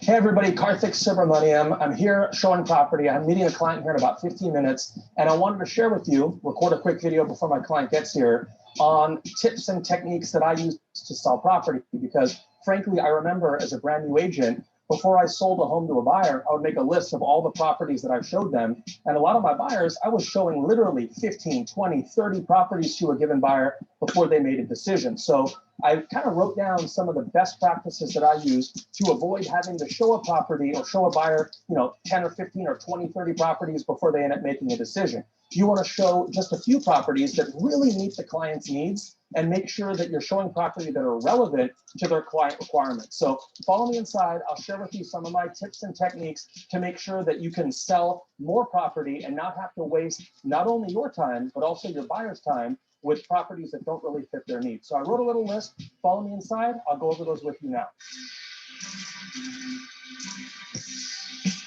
So the first thing that we want to remember before we show any property is before you even get in the house, before you even come into the house, it's super important to plan your route. Now, there's always this debate between real estate agents, like, do I show the best property first and then go back to the worst property? Or do I show the worst property first and build up to the best? Or do I follow the most logical route? Now, there's no right or wrong to this. I think it probably is circumstantial, but what I would recommend doing is following the most logical route, mainly so that you can be most efficient with your client's time and respect their time so that you can get to selling, which is really the goal of showing property. So the second thing that we're going to want to do before we show property is know the area. And when I say know the area, I'm not just talking about, knowing maybe where the shopping is, but really know the area. Know where the recreation facilities are, know where the parks are, know where the schools are, know what school districts the property is in. It's important to remember that for us as real estate agents, this might seem like just another transaction, but to a buyer, this is the biggest decision, or one of the biggest decisions they're going to ever make in their entire life. So it's important for us to be as educated as possible as we show property. And one thing that I always like to do on all my listings is I ask the seller, what is it about this area and about this property that really made you want to buy here? And often, like I'm doing a deal right now in downtown LA on a condo, the owner of that condo said one of the things that they really liked about the area was that it was super close to all these cool little shops and restaurants. So there's a hotel in that area called Hotel O, for example. There's a wonderful fire pit at Hotel O that seller likes to hang out at on a Friday night with his spouse.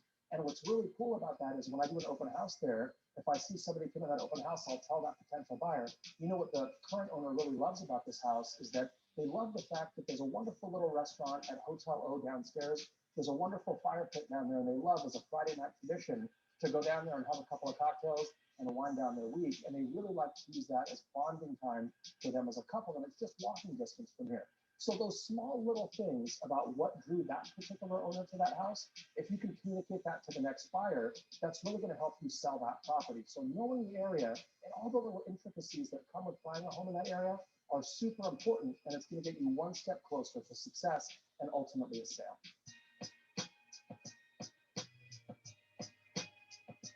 Now, the third thing, and this might seem obvious, but make sure that your key or your super is updated either on your phone or if you use an external super device. The last thing you want is to show up to the lockbox and not be able to get in. If it's on a combo, which very few properties are, make sure that you have the combo and that you've confirmed access with the listing agent.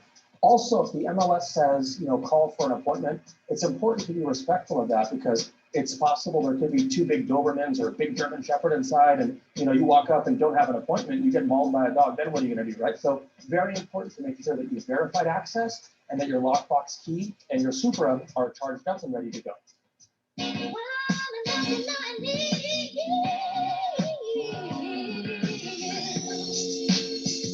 Now, the fourth thing that I wrote down is keep their focus. So for this particular buyer that I'm meeting here, their focus really was on wanting a big master bedroom bathroom.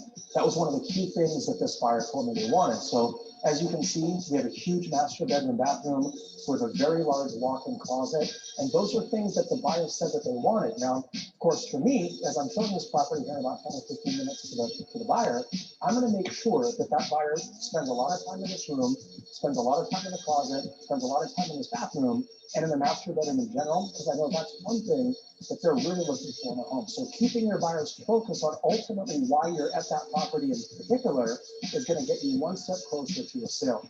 Keep that buyer focused on why they're at that property.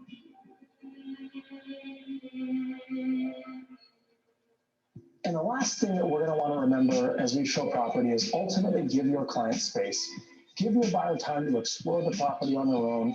Nobody likes having someone breathe over their shoulder. So give your client space to explore the property and have them discover all the little things that they're going to want in that home. For example, if your client wants a garden and there's a big backyard where they can plant a garden, let the client kind of explore and find that garden on their own. It's much better to have them see what they want in a home rather than have you constantly pointing it out. So give your client some space so they can discover all the things that make that house ultimately a home for that buyer. So I hope these tips have helped you as you're a new real estate agent or even a veteran agent, just kind of reconnecting with our business. I hope that I can share some of my experiences and help you ultimately sell more real estate. So don't forget to subscribe to our YouTube channel. You're welcome to follow me on Instagram. I'd love to connect with you, and we'll talk to you guys soon. Bye-bye.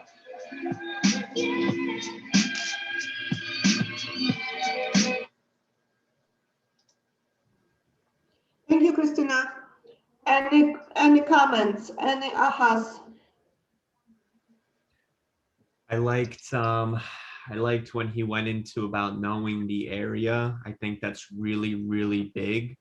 Not just the local shops and whatever, the parks, how, demographics. I mean, everything. Know the area in its entirety. Who's there? Is it safe? I like that. I think buyers really, really value that out of an agent. So Yeah. I think knowing the area to its entirety is super important. Yes. Another thing that the guy pointed out is give your client space. Did you hear that? Give your client space at the house.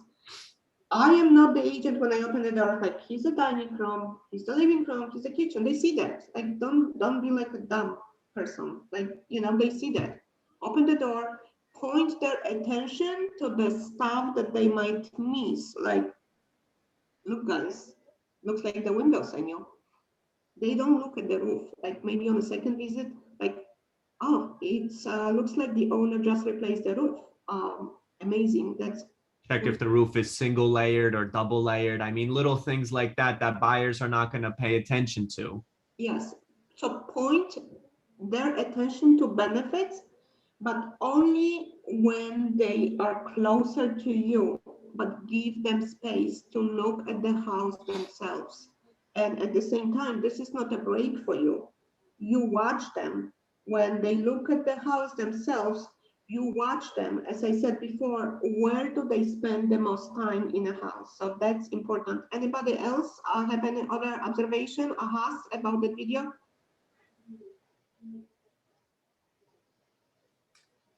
I think something really big that he said, I took a note of, is verify how to access the home. I think that's huge. And some agents don't really, they get the confirmation and they go. And then, like he said in the video, you could open the door and get mauled by a dog. Verify how you're going to access. And if anybody's going to be home, you got to know what you're walking into. Because if you're going to open the door and, there's cats in it and one of your clients is allergic to cats, how are you going to look? This needs to be addressed prior to going to that home. And I think that's a really, really crucial point that gets overlooked when scheduling homes and going to houses. Get going because there's so much stuff and I like talking. I feel like my head sometimes is going to explode. I have so much experience to share, but let's get moving. So when I show houses, I set the appointments a day before. You make sure I give printouts to myself and I give printouts to the client, and they are in order as we go and preview homes. Make sure you map those properties. So you're not going to drive the buyer from one corner of the town to another corner of the town, and then you're going to go back to the same street half an hour later. They're not going to like that. And they will feel like you didn't do your job. Make sure you're going to learn about those homes a day before. You have those sheets if it's fine, but what if the buyer walks into the house and they're going to ask me, Dana, what are the taxes on that house? And you don't know. Make sure you know everything about those homes that you're showing, and you need to study that data a day before, or hopefully an hour before. No matter when you study, make sure you know anything possible about the house. If you're meeting the buyer at the first house, make sure you show up there before the clients get there. If it's possible, go into the house so you get familiar yourself with the house. Another thing that is, in my opinion, very important, dress appropriate. Remember, you are a professional real estate agent. You provide service. You don't want to overdress, but you always have to be dressed appropriate. The book states you should dress like one notch higher than your client because you don't want to intimidate them, but dress professionally. Give them space. That's huge. If the owner is home, and this is so important, like so important, be respectful. Be respectful. If the owner is home, I always walked. First thing I do, I knock. Obviously, they open the door. I always give my business card to the owner. Always. I always introduce my clients. This is Coffee. This is Pedro. Nice to meet you, sir. And then usually they ask, do you want to walk by yourself? You want to show us the house? So it depends on the buyers what you have. Like, why don't you show us around? But if the buyer would prefer walk through the house by themselves, then it's my job to answer to the seller. Like, I think my clients would like to have the space, but can I ask you questions if we're gonna have any after we tour your home? And it's like, yeah, I'm gonna be on the deck outside. So please be respectful. If you are in a multiple offer situation, we got a house on a Christmas day for our clients because the agent was there, the lady that was selling the house, she was in the house all her life. And I did as I usually do, handle. The agent was there helping that lady go through the traffic. We were standing in line. They had 15 offers on a house or more. The house was in a very desirable town, a very low price range. And I handed the business card. We asked if we have to take, they want us to take the shoes off. By the way, always have the hand sanitizer with you in your car. Always have the gloves, extra masks, and be prepared. Always have that with you on the appointment, because sometimes they ask you to remove the shoes. The buyer is not gonna want to remove the shoes. How are you gonna look like? Always have those goodies in the car. Shoe covers. So we asked, they said, no, it's fine. And, I've been doing that for a while. So I introduced my buyers. I gave them space. The buyers went to the older lady. They introduced themselves to the lady. They talk a little bit about themselves. They talk about their child. She was pregnant with another one. The lady had a good time with them.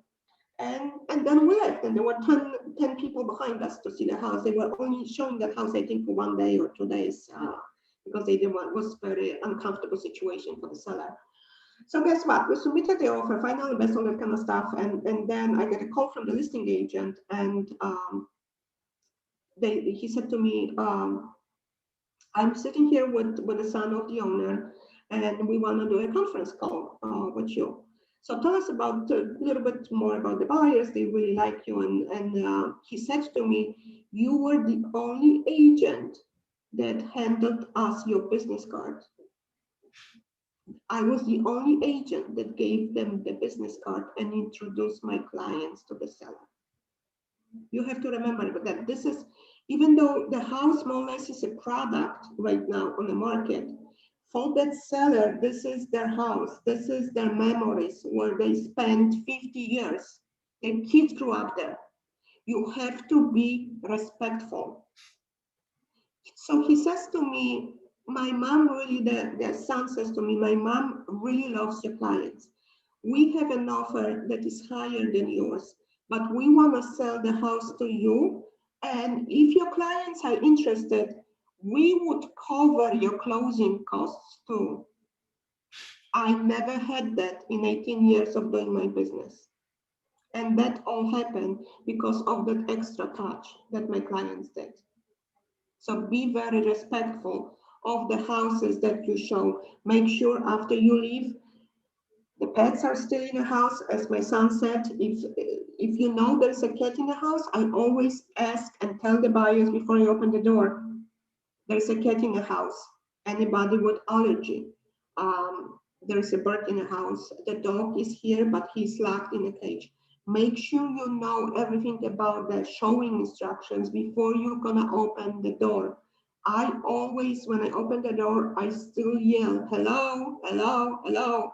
I walked one time on a guy that was in a shower. So since that time, I yell as loud as I can before I go in the bathroom areas. Because sometimes you set an appointment with the wife, she forgot to tell the husband, and it's like a nightmare. If something like that happens, apologize. It's always your fault. Remember, it's always the agent's fault. Apologize, apologize, apologize to everybody. But be respectful of someone's home. They will remember that when you're gonna get to present an offer in a multiple bid situation. This is important. And I got houses for my clients many times because of the respect that I was giving to the seller and to the house.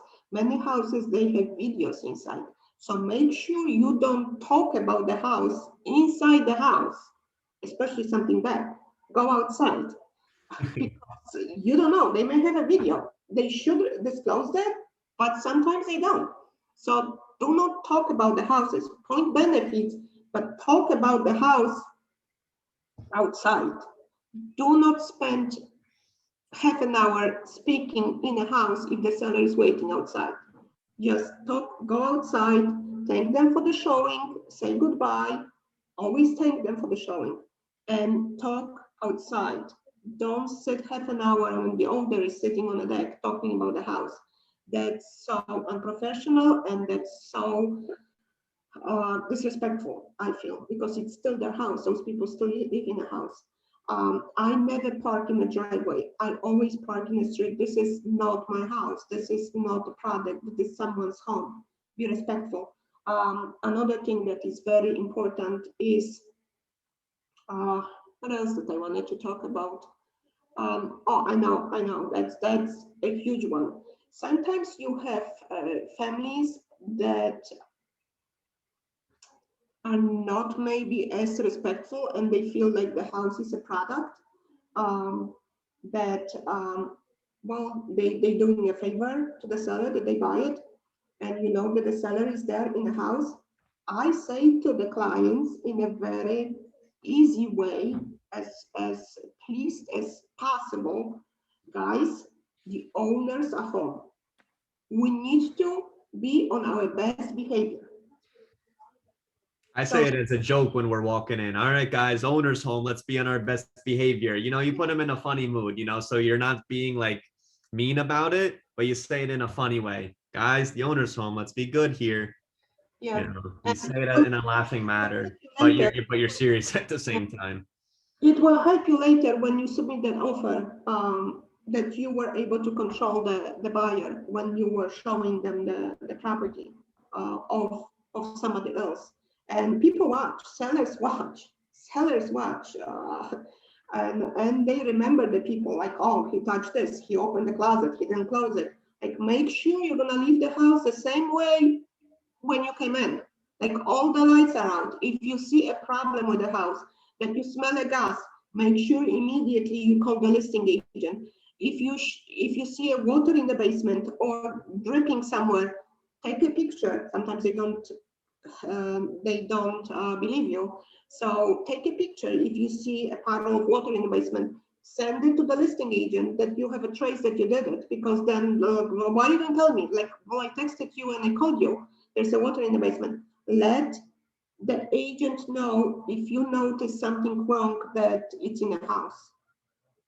You guys have any other any questions? Ida, any experiences that you have when showing houses? Nothing different than from what you said. Yeah. So they have that they give buyers home checklist. Christina, if we can go to page 18, I think that it's too much. You know, they could write comments if you have houses scheduled like every half an hour, like when they're gonna have time to do all this, like it's impossible. They can take notes and I talk after each showing, I talk about that house. Like, what did they like of the house? What did they know? Well, they sometimes they say, well, totally not for us. We didn't like it. It's like, we didn't get the feeling. It's not the house. So what's this for? It's too much writing. This is like, you know, it would take you an hour to write this on every house. Why would you want to spend the time and bother the buyers to write that if the house is not even for them? So I don't do that. They advise here to give houses the names, like, and talk about houses like, well, this is the house on the cul-de-sac, this is the yellow house, this is the house where they had the beautiful bathroom. So that helps buyers to remember the houses.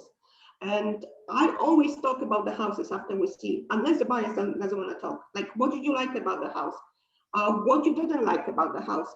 It gives me some ideas for the next time when we're gonna go outside and look at properties, not to take them to the houses that have those features that they didn't like. And they will appreciate that because you don't want to waste their time. Dana, there is something else I want to edit to the showings. Like in the end of the showing, let's say if I have 4 properties, in the end of one showing, I'm asking, at the first showing, I'm asking them, should we keep this one in like a list or should I throw it away? So Right. that way it's an elimination process and it's much clearer for them. And it's at the same, because I don't like to ask them to, in the beginning of our appointment, I say, I will not be asking you to put an offer. So whenever you're interested in putting an offer, make sure you'll tell me immediately. So that way it will be eliminating that selection process. I mean, if you have to, your job is to observe them when you show them the houses. So if you see that they feel very comfortable and they already putting their kids in the bedrooms, you ask them kind of in a very intelligent, gentle way. Do you guys see your family growing in this house? Like, I don't ask questions. Do you want to buy the house? It's like, so, like, no, she just wants to sell them the house. Do you see Right. yourselves enjoying dinners in the kitchen or in the dining room? Look at the patio. Like, you can have, like, point out benefits that are directly for them. Like, look at that patio area. Like, look at the deck. You know what kind of Parties.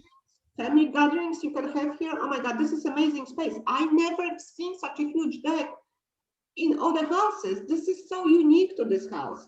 So point out those benefits to those buyers, but at the same time, when you do that, kind of narrow it down to the question if they're gonna see themselves living there. And then sometimes you get lucky and they're gonna say like, yeah, the house would really work for our family. It's, you didn't ask them a question like Ida says, like, I'm not gonna ask you to put an offer, but you have to ask the right question that is gonna lead the buyer to wanna put an offer. Yeah, like you ask them the question, are they recognizing the benefits of that the house has to offer for them? And if you ask the right questions, they will tell you, we want to put an offer. They're gonna say themselves, we do want to put an offer, because you're gonna point out those benefits to them. Because you're not only selling the house, you're selling the lifestyle, the memories, the experiences that they're going to have. You're selling far more than just the house. You're Yeah. selling them the next 7 to 10 years, however long they're going to be staying there. Or more. So it's Or not, more. yeah, it's like, and I talk about that too. It's not about the house only. It's about the lifestyle. If and this is more conversation maybe in a bidding war situation when you have buyer doesn't wanna, they love the house, they've seen 20 houses, they love the houses, they cry on about it, and they don't want to go up $10,000. Like, it's a conversation that you have with them. Like, this is about a lifestyle. What's $10,000? So you bring that conversation. You let them get emotional about the house. Yeah. Picture their kids running in the yard, or simple things like that. Well, it talks on the We page can see 21. grandma cooking in the kitchen. Yeah, it talks about page 21, if we can go to page 21, Kristen, about the features and the benefits. Like, they're gonna see the features. It's for you to point the benefits to the buyers. If you're gonna point enough benefits in that house to the buyer, if the house is on a cul-de-sac and they have 2 little boys, I say, well, I had 2 boys, they were always playing outside. Like, can you imagine them driving on their bikes on the cul-de-sac? Like, this is amazing. How often do you see a house, or you find a house that has cul-de-sac and also matches all the 5 must-haves in a house that you were looking for? It doesn't happen that often. So point it out how this is gonna benefit to them. If the house has a new roof, you're not gonna have to worry about the roof for maybe 25 years. Like, that's $10,000 that you can go to Disney.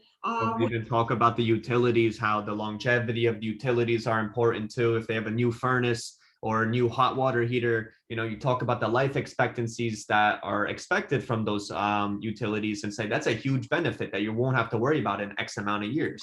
Yes, so that's your job also to point those benefits when you're showing the house. Observe their body language. If they ask any questions, if they ask about the motivation. And something that I also want to talk to you about, if you do not know answers, don't make up stories. Because sooner or later, they're going to find out. And it's not going to be a good experience for anybody. It's okay, be as knowledgeable as possibly you can be. It's your job to study the inventory. It's your job to study the market. But please do not make up stories. Like, oh, I'm gonna get you that house. Don't do it, because sooner or later, it's not gonna be an honest answer to them. And it's not gonna work in the best interest either to you or to the client. and they're gonna be very disappointed. So if you do not know some answers, just say, I'm gonna reach out to the sellers right after that appointment, and we'll try to get you those answers as soon as possible. Just do not make up stories about the house, about the neighbors, about the kids, and just don't, because it's a bad way of dealing with clients. It's okay not to have answers to 100 questions that they ask. Yeah, it's easy as if you don't know something, oh, that's a great question and I don't get that one too often. So why don't I go out and check for you and I'll get right back to you on that. Yes. Acknowledge their question, appreciate it's a good question. Take the time to figure out what the exact answer is, so you don't have to lie or say something you don't know or talk about something you're not aware of. It's okay not to know everything. We're not computers. We're humans too. So let's go to the page 23 and we can look at some of the objections. So you have a buyer, you feel like they're ready to go, and they give you objections. So the first one is, we love it, but we haven't seen enough properties yet.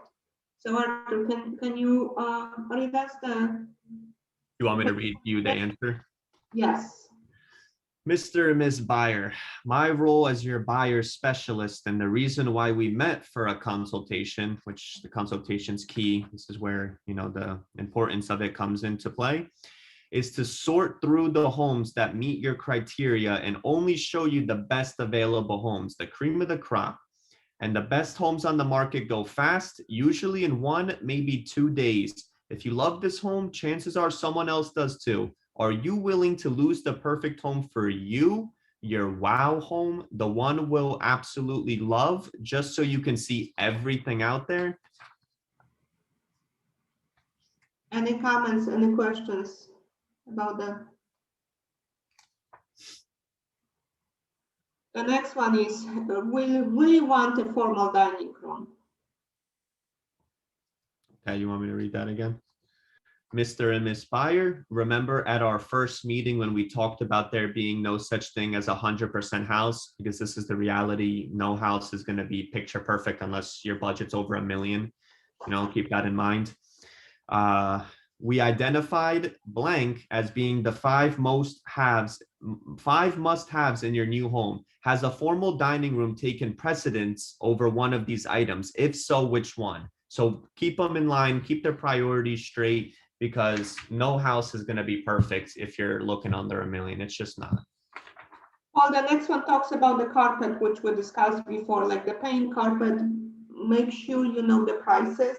How much would that cost? Make sure you discuss that with the buyers, and that at the end, it's their decision. If they want to lose, you can always make changes to the house, but no matter how much money you're going to put into the house, you can never change your location. That's another line that I use a lot. So keep in mind, you buy the house for 7 years, 10 years, maybe 20 years. Even if the house has an older kitchen, but anything works in the house and the location is perfect, you're so close to the job and you're so close to your family, maybe you can do the kitchen next year if you tighten the budget this year. Maybe in 2 years. The house is clean and livable for now, but keep in mind, this is something to discuss with the buyers too. Like they're gonna say, oh my God, this house is perfect, but we don't want to buy it because of the kitchen. And keep in mind, you buy the house for a few years to grow into and maybe build equity. So the next area that we need to discuss is bring the buyer to make a decision. So I prepared the buyers from the get-go. Like I ask the proper questions so they understand then when the house is the 10 for 15 on the houses, and we narrow it down because I discussed with you. I tell them from the beginning, the first trip, we're gonna go browse the market, see what's available, get you familiar with the home showing process. The second appointment is gonna be on me. I pick the houses. I will consult with you if you're okay with you to go look at the houses. Hopefully the third time we go out, we're gonna find the perfect house. So I set the expectations from the start, which it helps me. You cannot dump too much information at the buyer at the end, like, oh, okay, now you didn't discuss that language with them before, a month ago, 2 months ago, like now, you just gonna wake up, it's like, come on, guys, I've been showing you 25 houses, it's about time, you're gonna make a decision. You cannot say that to the client. You have to set them up in stages, in like one step at a time. Like, but you have to set those expectations from the beginning already. You cannot ask them after you show them. You didn't say a word about that, and after you show them 25 houses, you cannot like, listen, you're gonna buy or not? Like you cannot do that. That's a wrong approach. They're gonna drop you. They're gonna hire another agent, and the agent's gonna show them another 25 houses, and they're never gonna buy.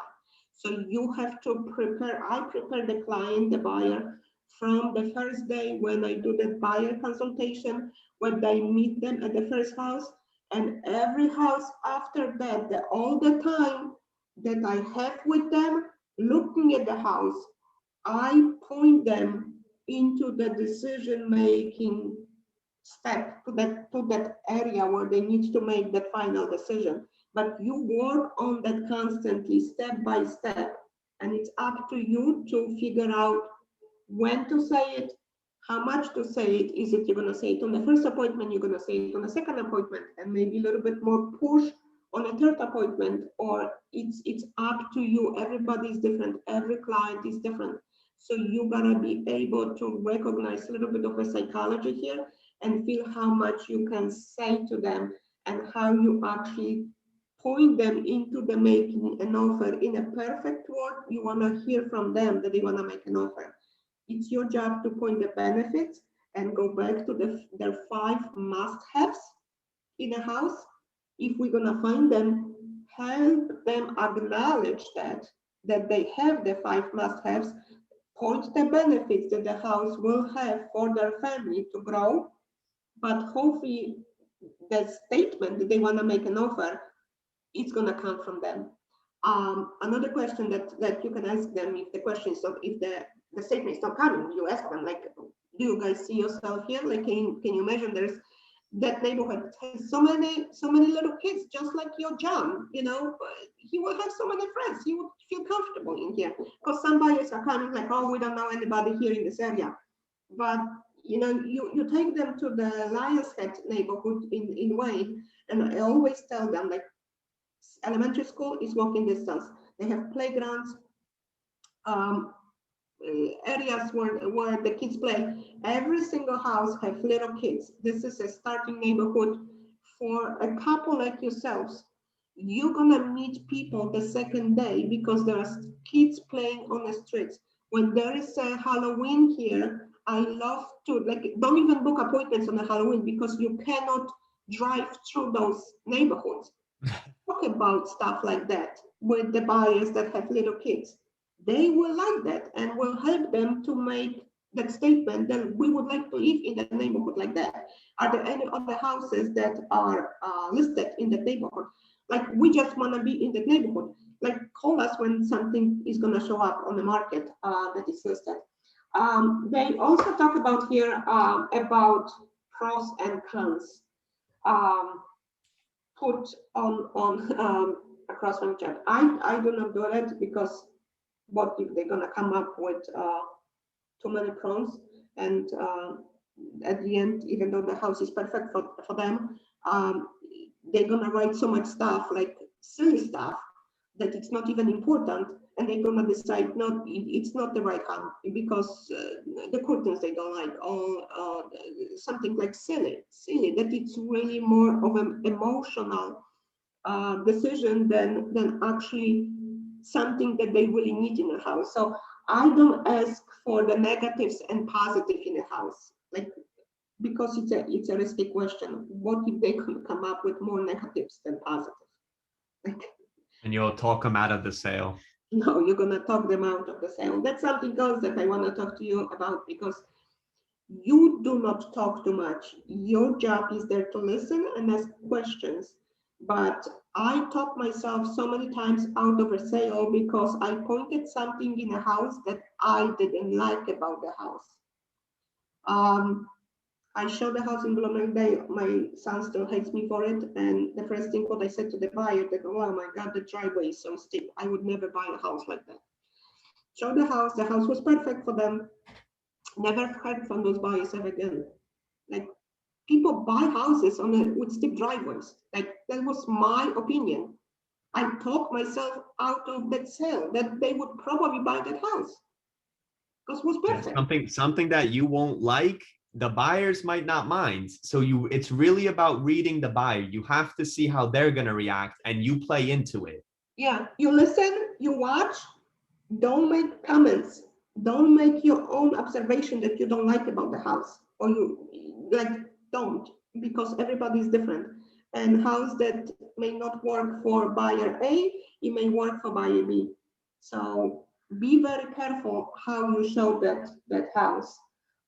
Christina, we have another videos on page 26. They have some more ideas how to bring the buyer to the decision. If we can play that video.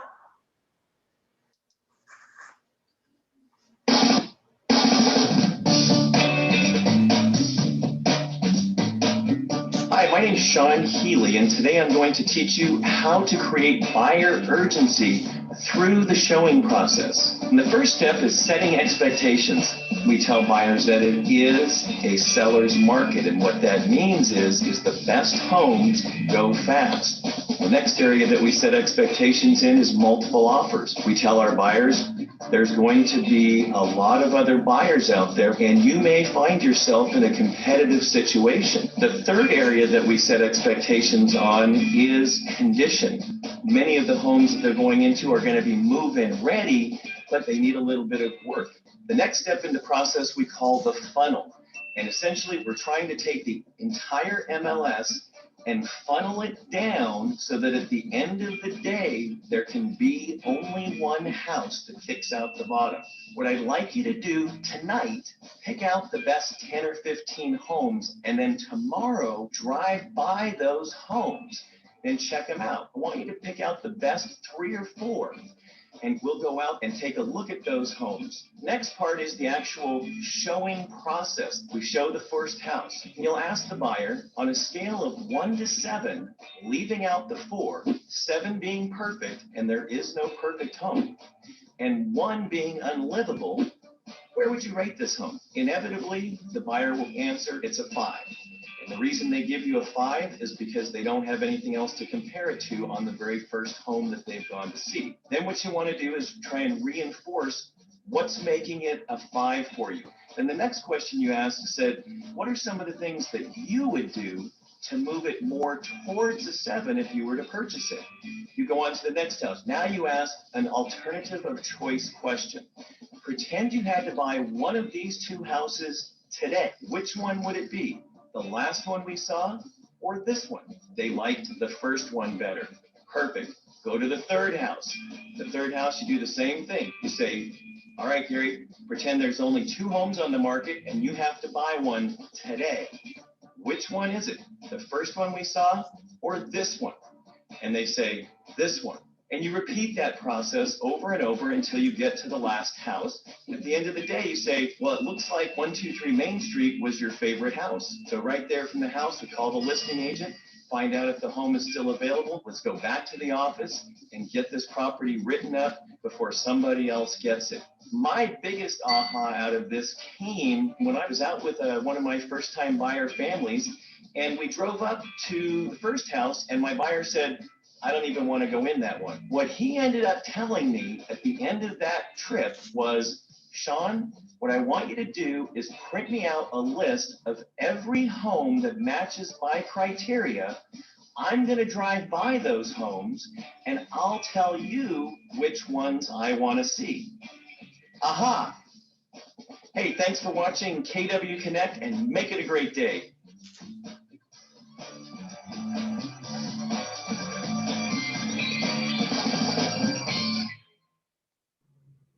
Thank you, Christina. So any ahas Any comments? Anything you guys do differently?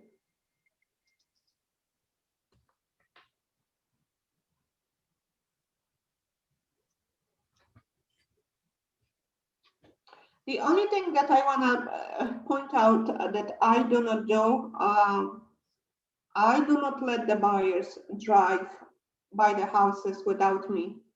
I mean, they may drive on their own without me knowing, but I do not tell them, go drive by the house and see if you like it from the outside.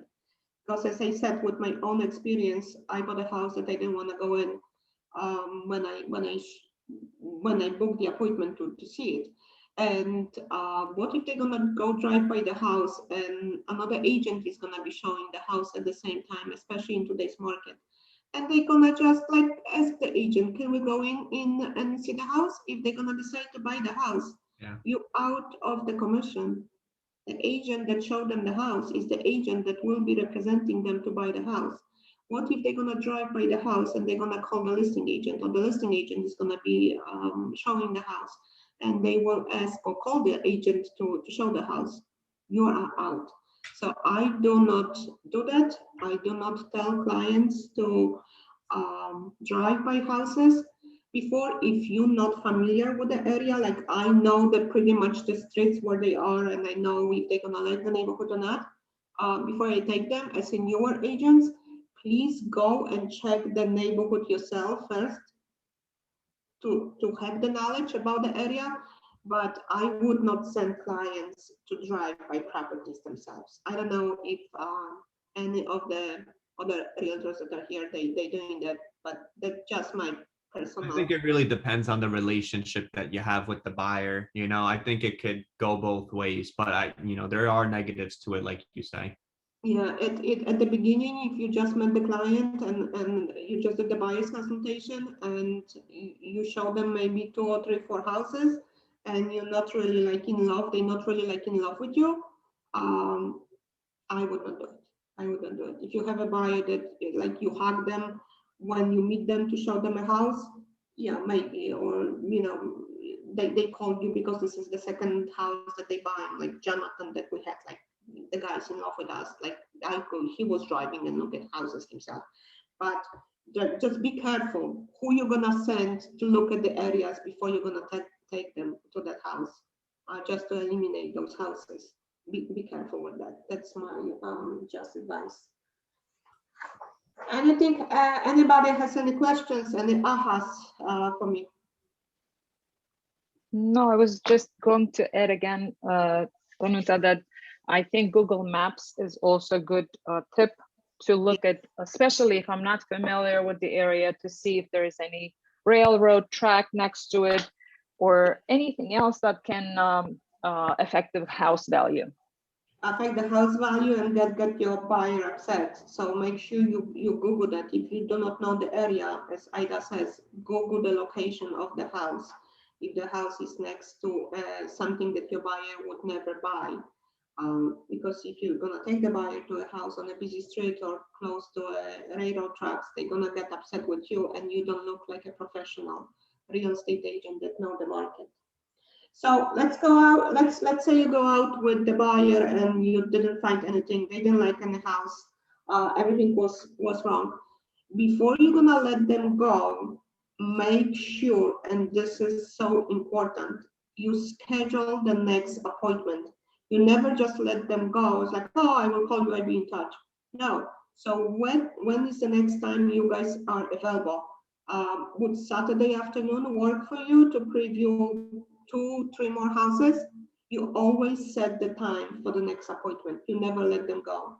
Something else that I think I forgot to talk to you about, and I think it's important, you have to recognize who is more of a decision maker when you're gonna take that client from the search time to the decision-making time. Try to figure out who is gonna make the final decision. Is it gonna be the wife or is it gonna be the husband? This is the person that you have to keep your attention on it all the time. Because even sometimes wife talks to you more, wife is not able to make a decision on her own. It's always on the husband. In most cases, wife is going to be the one to make a decision. So please recognize who is the decision-making person within the, Dana, yeah. about decision makers, what if decision makers are parents or grandparents who give the down payment and they're not going with you to every showing? Like, how you go about that? Because that's challenging for me. Like, we select the homes the way we select it for a reason, and then they come over and they say, no, this is too much for this house. And I'm like, oh my God. Yeah. What do you do when the parents come in with their dad, who is an inspector, right? And he's saying this is broken, that's broke. Yeah. What do you do there? The question that I asked at the beginning, who else is gonna be involved in the decision-making process? Ask that question at the beginning, all right? When one of the houses seems like it's gonna click for them, if they're gonna tell you my dad is gonna giving me money, he needs to see the house, can we bring your parents on that trip? Try to bring the parents before they're gonna make an offer. This way, the parents gonna feel like you appreciate them, you really respect them, but at the same time, try to nicely comment on everything what the parents are saying. If you feel like it's too much, then forget it. Look for another house, because they will never go with your words. They're always gonna go with whatever the parents are saying. But that's a very tough, it happens a lot, unfortunately. Many parents bought houses 20 years ago. The market is completely different today. It's hard.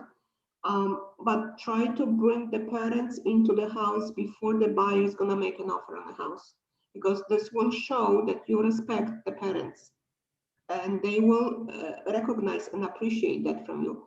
But I asked at the beginning, who else is gonna be the decision maker in your process of buying the house? If they're gonna say my father, my mother, my brother, please recognize that and bring them to the house before you make an offer.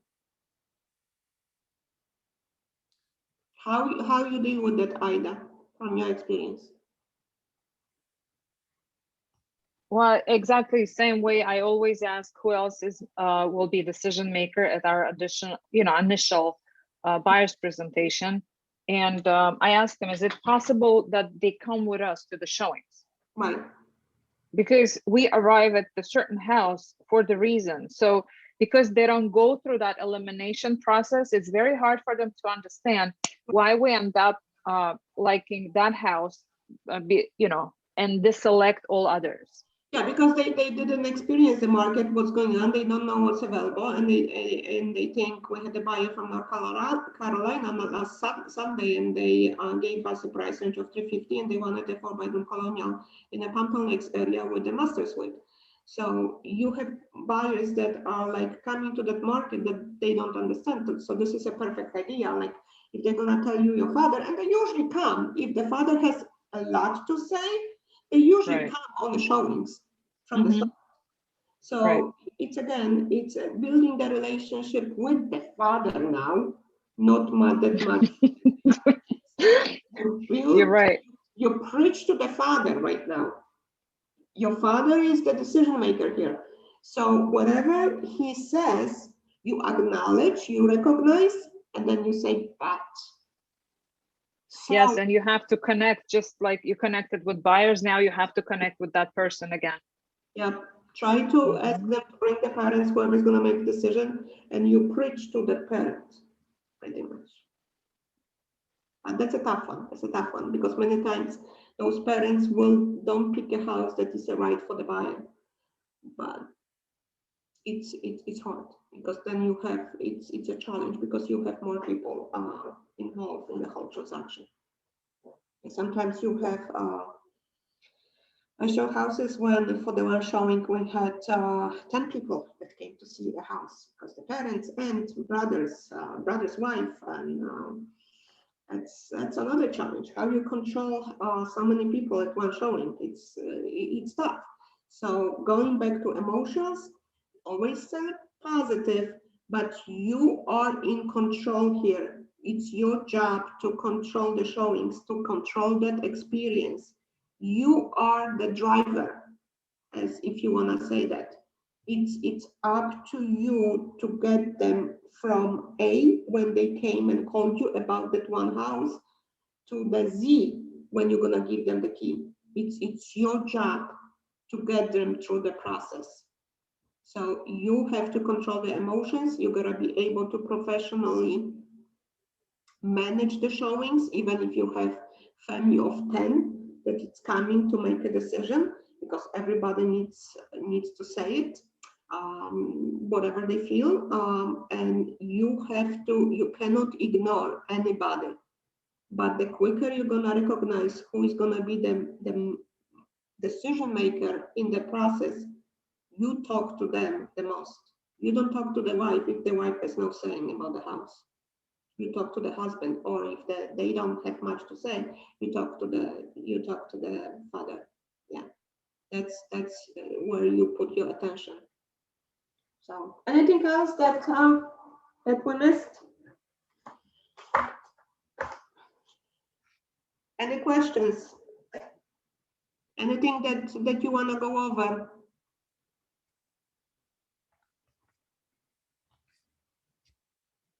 Should we go, Arthur, on a couple of the objections on page 28? If you want, it's up to you. I think this is a good objection here. The prices drop. Yeah, You the know, price I to think the that's market. important because you get that question from buyers, especially in today's market. Oh, what if the market crashes next year? You know, I don't see the value in paying 50K over for this house. You know, I think that's a good topic to talk about. All right, so let's see what they have to say about that. All right, so I'll read the objection here. Mr. and Ms. Buyer, are you most concerned about the price of the home or the monthly payment on the mortgage? Of course, the monthly payment, I would have to agree with you. Let me ask you another question. Do interest rates generally go up faster than home prices come down? What do you think? Yes, no doubt about it. In fact, interest rates could rise 1% tomorrow, right? Well, home prices would have to come down 10% to make up for a 1% rise in interest rates. So if you were looking for a $200,000 home, do you think interest rates might go up 1% before home prices come down 20,000 in your price range? I would definitely agree with you there. So let's do the right thing and make an offer today before interest rates go up. Any comments? The next one says, we want to sleep on it. Okay, you're right. This is a huge decision. However, I have to give you a fair warning with as little pressure as possible. If you are ready to write an offer on this home, other buyers may also be ready to write. Being first to write will make a difference in negotiating the best possible price for you. Is there something specific holding you back? How can I assist you with that, with your decision? If they still want to wait, that sounds good. I will call the listing agent first thing in the morning to see if the home is still available. Then I'll call you. Do you have any questions on the property I can get answered for you? Do you have any other purchasing concerns I can assist you with? I think these are both good things to talk about. Yeah. You have any questions, any comments? Well, we pretty much covered a lot of that area. It's about the lifestyle. It's about the price drop. Yeah, but you're gonna rent right now. You're paying $2,000 in rent, and you're basically paying someone's mortgage, and you're not even enjoying the lifestyle that your family deserves. So what's the $10,000 difference it's gonna make, even if the prices are gonna drop? So that's something that you can bring up to the client, because if they honestly, we had a buyer recently that was renting for six years and paying $2,000 in rental, and he's looking for a house. He didn't want to go up $10,000. So I said to him, like, you know how much money you spending a month, a year And you know where that money goes. Are you building equity? That money, you basically paying that money, you pay mortgage for another person when you can pay mortgage for yourself. And at the same time, you enjoy the freedom of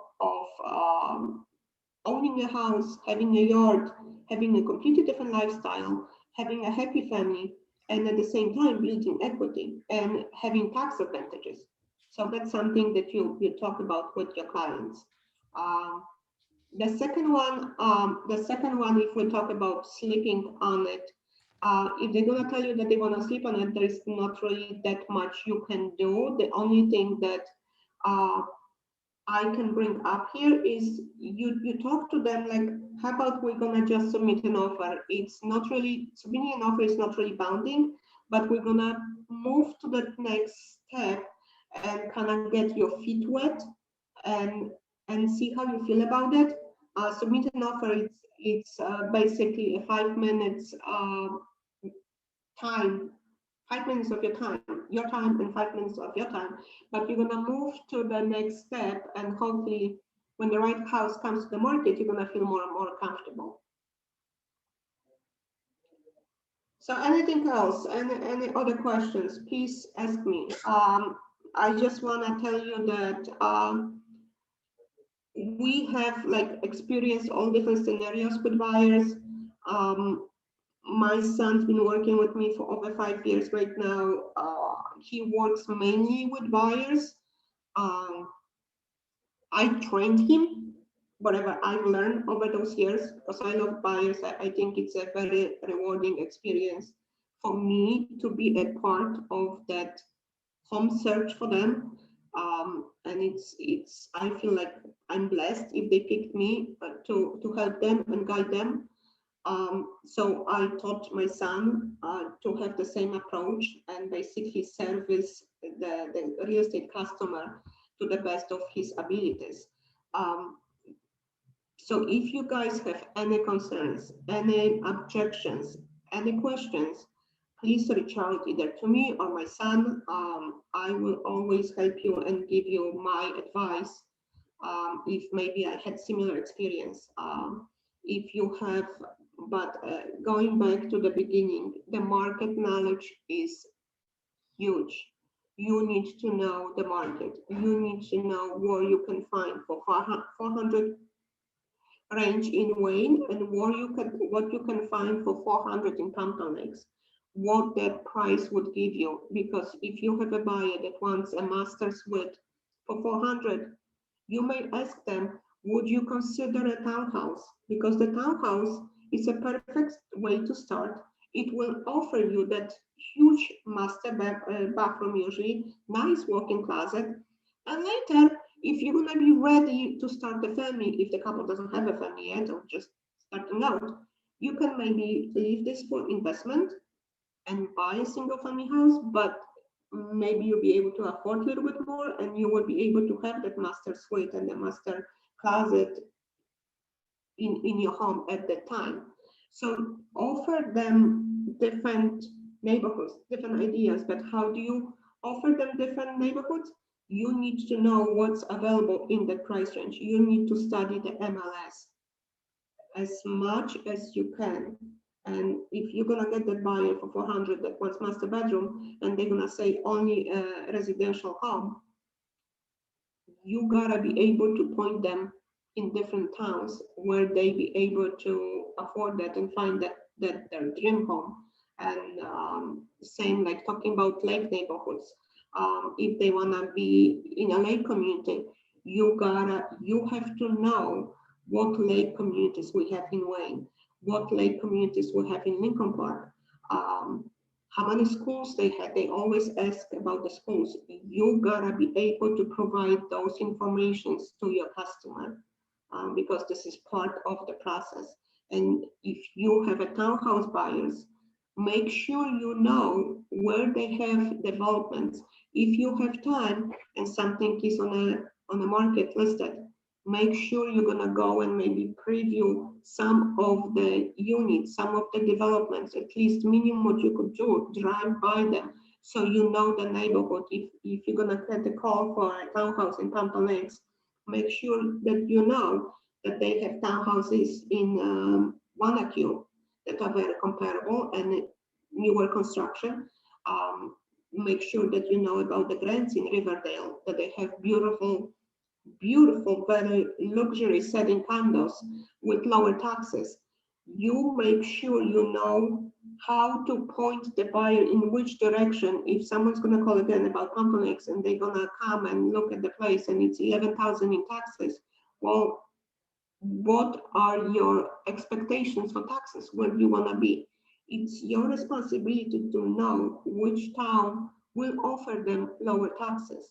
They may have to go a little bit higher in price, but some buyers are okay with that. You gotta be able to know which towns to go to find them townhouse with the lower taxes or maybe lower maintenance, or if they want a pool in a community, you gotta know which complex, which neighborhoods offers that pool, or if they wanna have a town tennis courts. It's your job to have that market knowledge. And the only way you're gonna learn that is if you're gonna study the MLS. And if you find something, please go take a tour, take a trip, at least drive in the neighborhood. So at least you know how the complex looks, at least remember the names of that complex. So when you talk to the client, you're gonna sound like you are true professional, because there is thousands of realtors right now, thousands. How you gonna stand out from everybody else?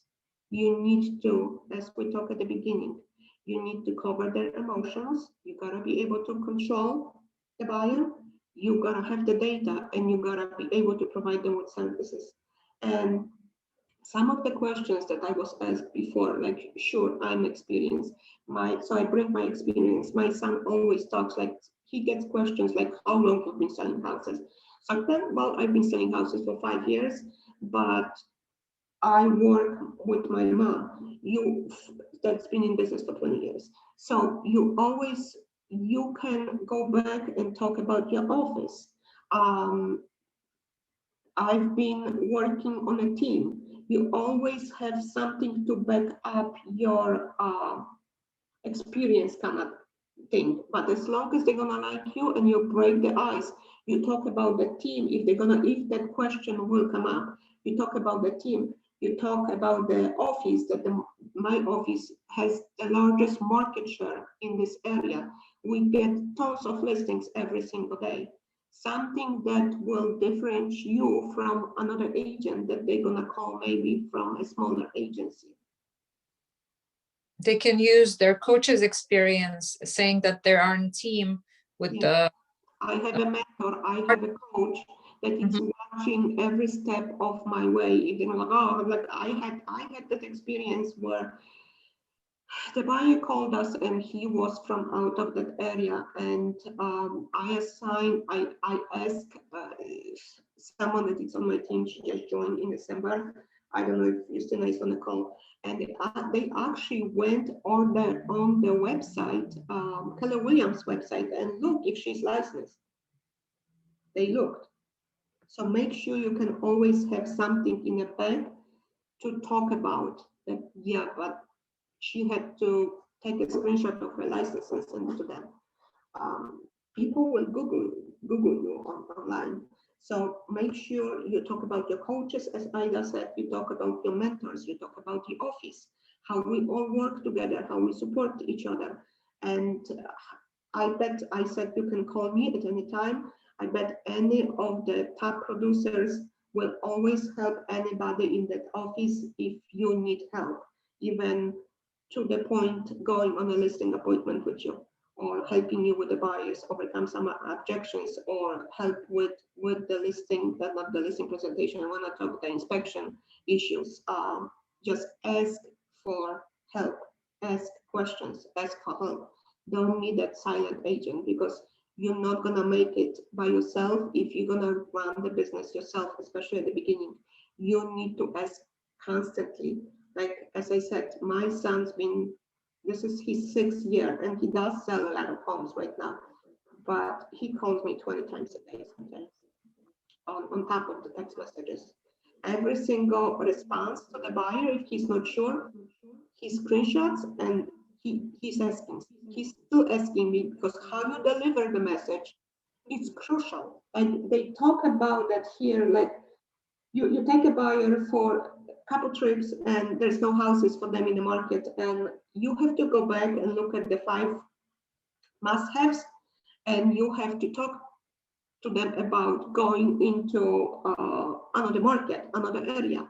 Don't ever say to the buyer that, Mr. or Mrs. Buyer, what you are looking for, it does not exist. You're never gonna see that buyer again. Like, don't be that direct. Be careful how you give that message to the customer. Like, Arthur said that to one of the buyers last year. I'm like, we never heard from him ever again. Like, called him, emailed him. He was done. He was done. So make sure that deliver that message in a nice way, not very straightforward. Like, we know it does not exist, but you have to do that in stages. Sometimes you have to play that game with the buyer, so he will recognize himself that whatever he wants does not exist.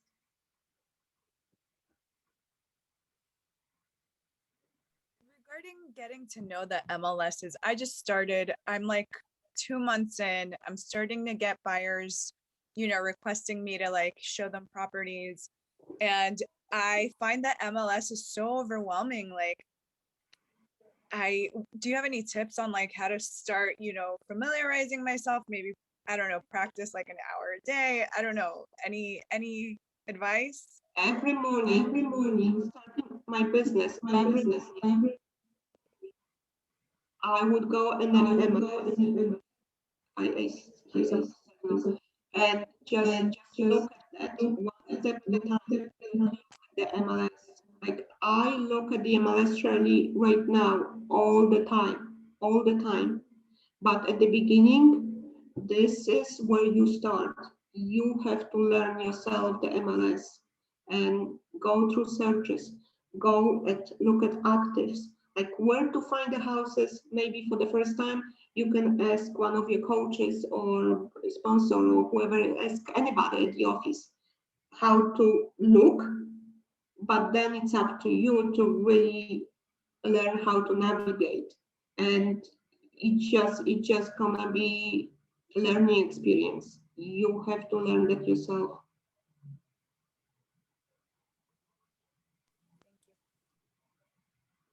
But call me if you need anything, like any questions, you get stuck on MLS, where I can find that, where I can find this, why it's not showing here, why it's not showing there. Call me or text me. I'll be more than happy to answer any questions. Thank you so much.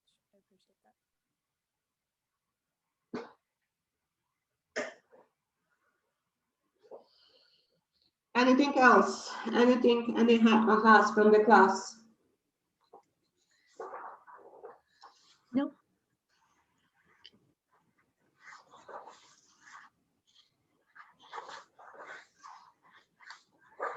Any other questions?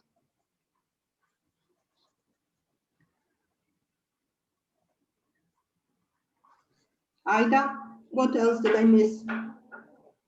What else we should talk about? Oh, I was here to learn, so I don't know. I really like, and my aha is not to send too many properties. I've been sending too many properties all at once, especially the first time around. Yeah. I definitely will be, talking about that. And the other thing I learned today is to set an appointment at your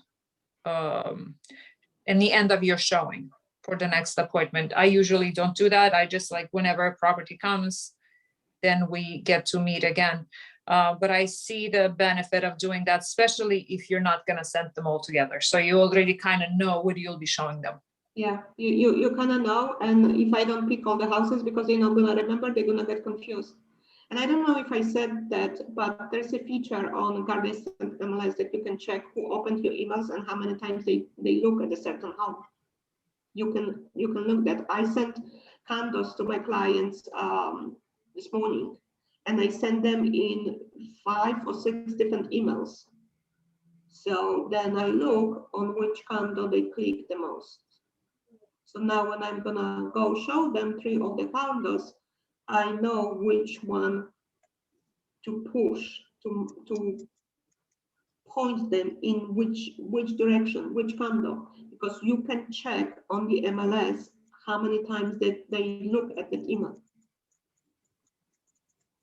Do you know that about that? If you send the houses separately in the separate emails, and you look at your email log in the Garden State MLS, you see how many times they click on that email and how many times they look at the property. So that's something fun, but it gives me guidance which is the right house for them, because sometimes they tell you, sometimes they won't. Even though they look at the house, I had clients look at the one email 15, 20 times, and they won't tell you when they're gonna meet with you that this is the house that we like the most. Everybody is a nice and open book. So Donna, what you're saying is if you have 5 properties, let's say, you send them each separately. It depends where you are with the buyer. It depends. When you are in the early stages, I send 3, 4 houses the most that I don't think they are perfect for them. If I feel that the one of the houses is perfect, matches whatever they want, I send that one house in a separate email. That one house I sent in a separate email. And then I will follow up with them through a text or a phone call, whatever is a preference for communication. That guys, like, look at the house that I just found. Look at the house. Did you see that one online? Oh my God, it's amazing. It looks wonderful. Always stay positive. But I put their attention towards that one house. So you promise to send them listings. You send them listings 3, 4 in one email. But the one house that you feel is going to be perfect for them, send in a separate email. Yeah. I send them in a separate email because then I see how many times they look at the house, if they really like it, what if they didn't click, maybe they don't see what I see, and then you have to go through the game of elimination and looking at separate properties. I think that until they see what you see. Because some people will trust you from the beginning, some people will take you like you're only there to sell them the house. And that's not really the goal. It's not for us to sell the buyers the wrong house. It's our job to recognize which house is perfect for them, but at the same time, bring them on the same page as where you are. So they see what you see pretty much, that this is the perfect house for them. And it starts from the buyer's consultation. It starts from the questions that you ask. It starts from the body language. You have to watch them. When you're gonna give them space, when they look at the house, you show them the house. It's not your job to call someone. It's the time for you to watch them and listen, hopefully, what they talk about between each other. So it's gonna give you guidance for the next appointment and the next time you're gonna pick houses for them.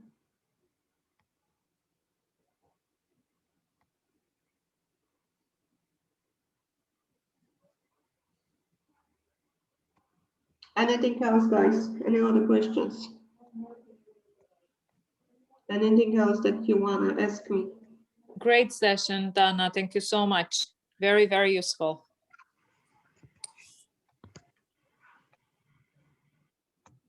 Any ideas? Please read books. There's plenty of books available as you start. Plenty of YouTube videos online. If you need hands-on experience, ask someone. Aida is wonderful. She's been in business longer than I am.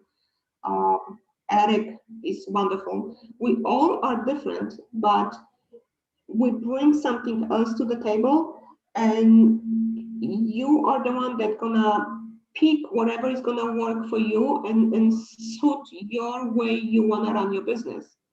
It's, as a newer agent, it's for you to recognize what other agents are doing, hear their stories, and implement whatever would work for you the best. Because I would not send a buyer to drive by the houses. I never did it.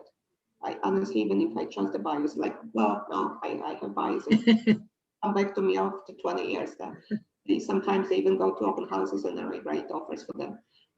But that's different. Like if you have that buyer that you just met with them twice, I don't tell them to drive by properties. And some of the agents do that and it works for them. So I don't know, I would not feel comfortable with doing that.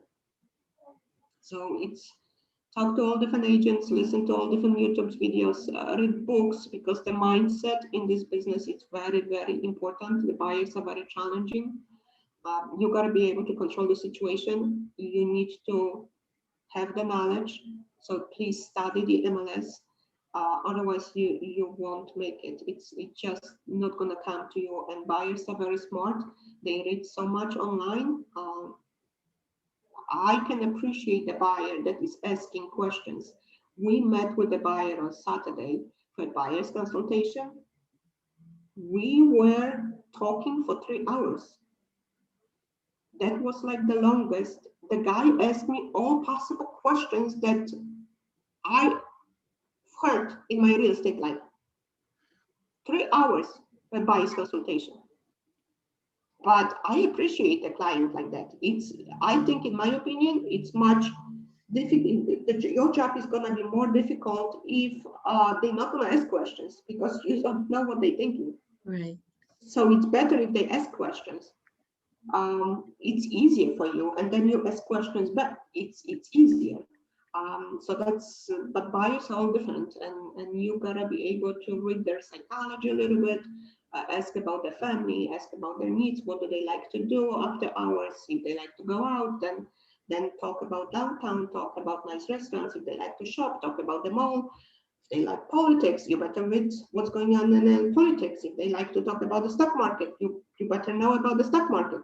You gotta be able to click with those buyers. I showed the townhouse one in West Orange. The guy was a medical doctor for a soccer team.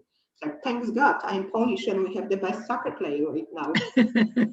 Oh, then we put an offer on his townhouse. Like, oh, this is the agent, the Polish agent, the soccer player. They have the good soccer player.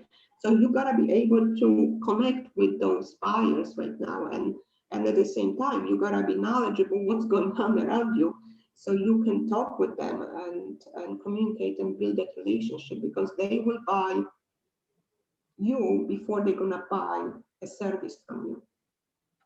And make sure you're gonna make them feel comfortable. That's make sure that you're gonna tell them at the beginning that you're gonna guide them, help them, and bring all the knowledge, real estate knowledge and services, whatever they're gonna need throughout the real estate transaction experience, and you will try to make it as smooth as possible for them. So they're gonna have a beautiful experience of buying the home, because it is it's a blessing. It's a beautiful experience for the buyers, but keep in mind they are sometimes more scared than you are when they come and meet you. They don't know what to expect. So bring that human touch to the whole transaction. It's very important.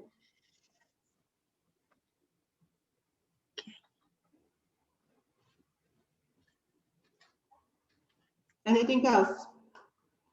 I think we're right on time. I could talk for hours about this. But I think we covered most of whatever I was asked to cover. Again, if you guys have any questions, I'm here to answer, help anybody the best way we can. Thank you so much. Thank you so much for joining, and welcome to KW. Lots of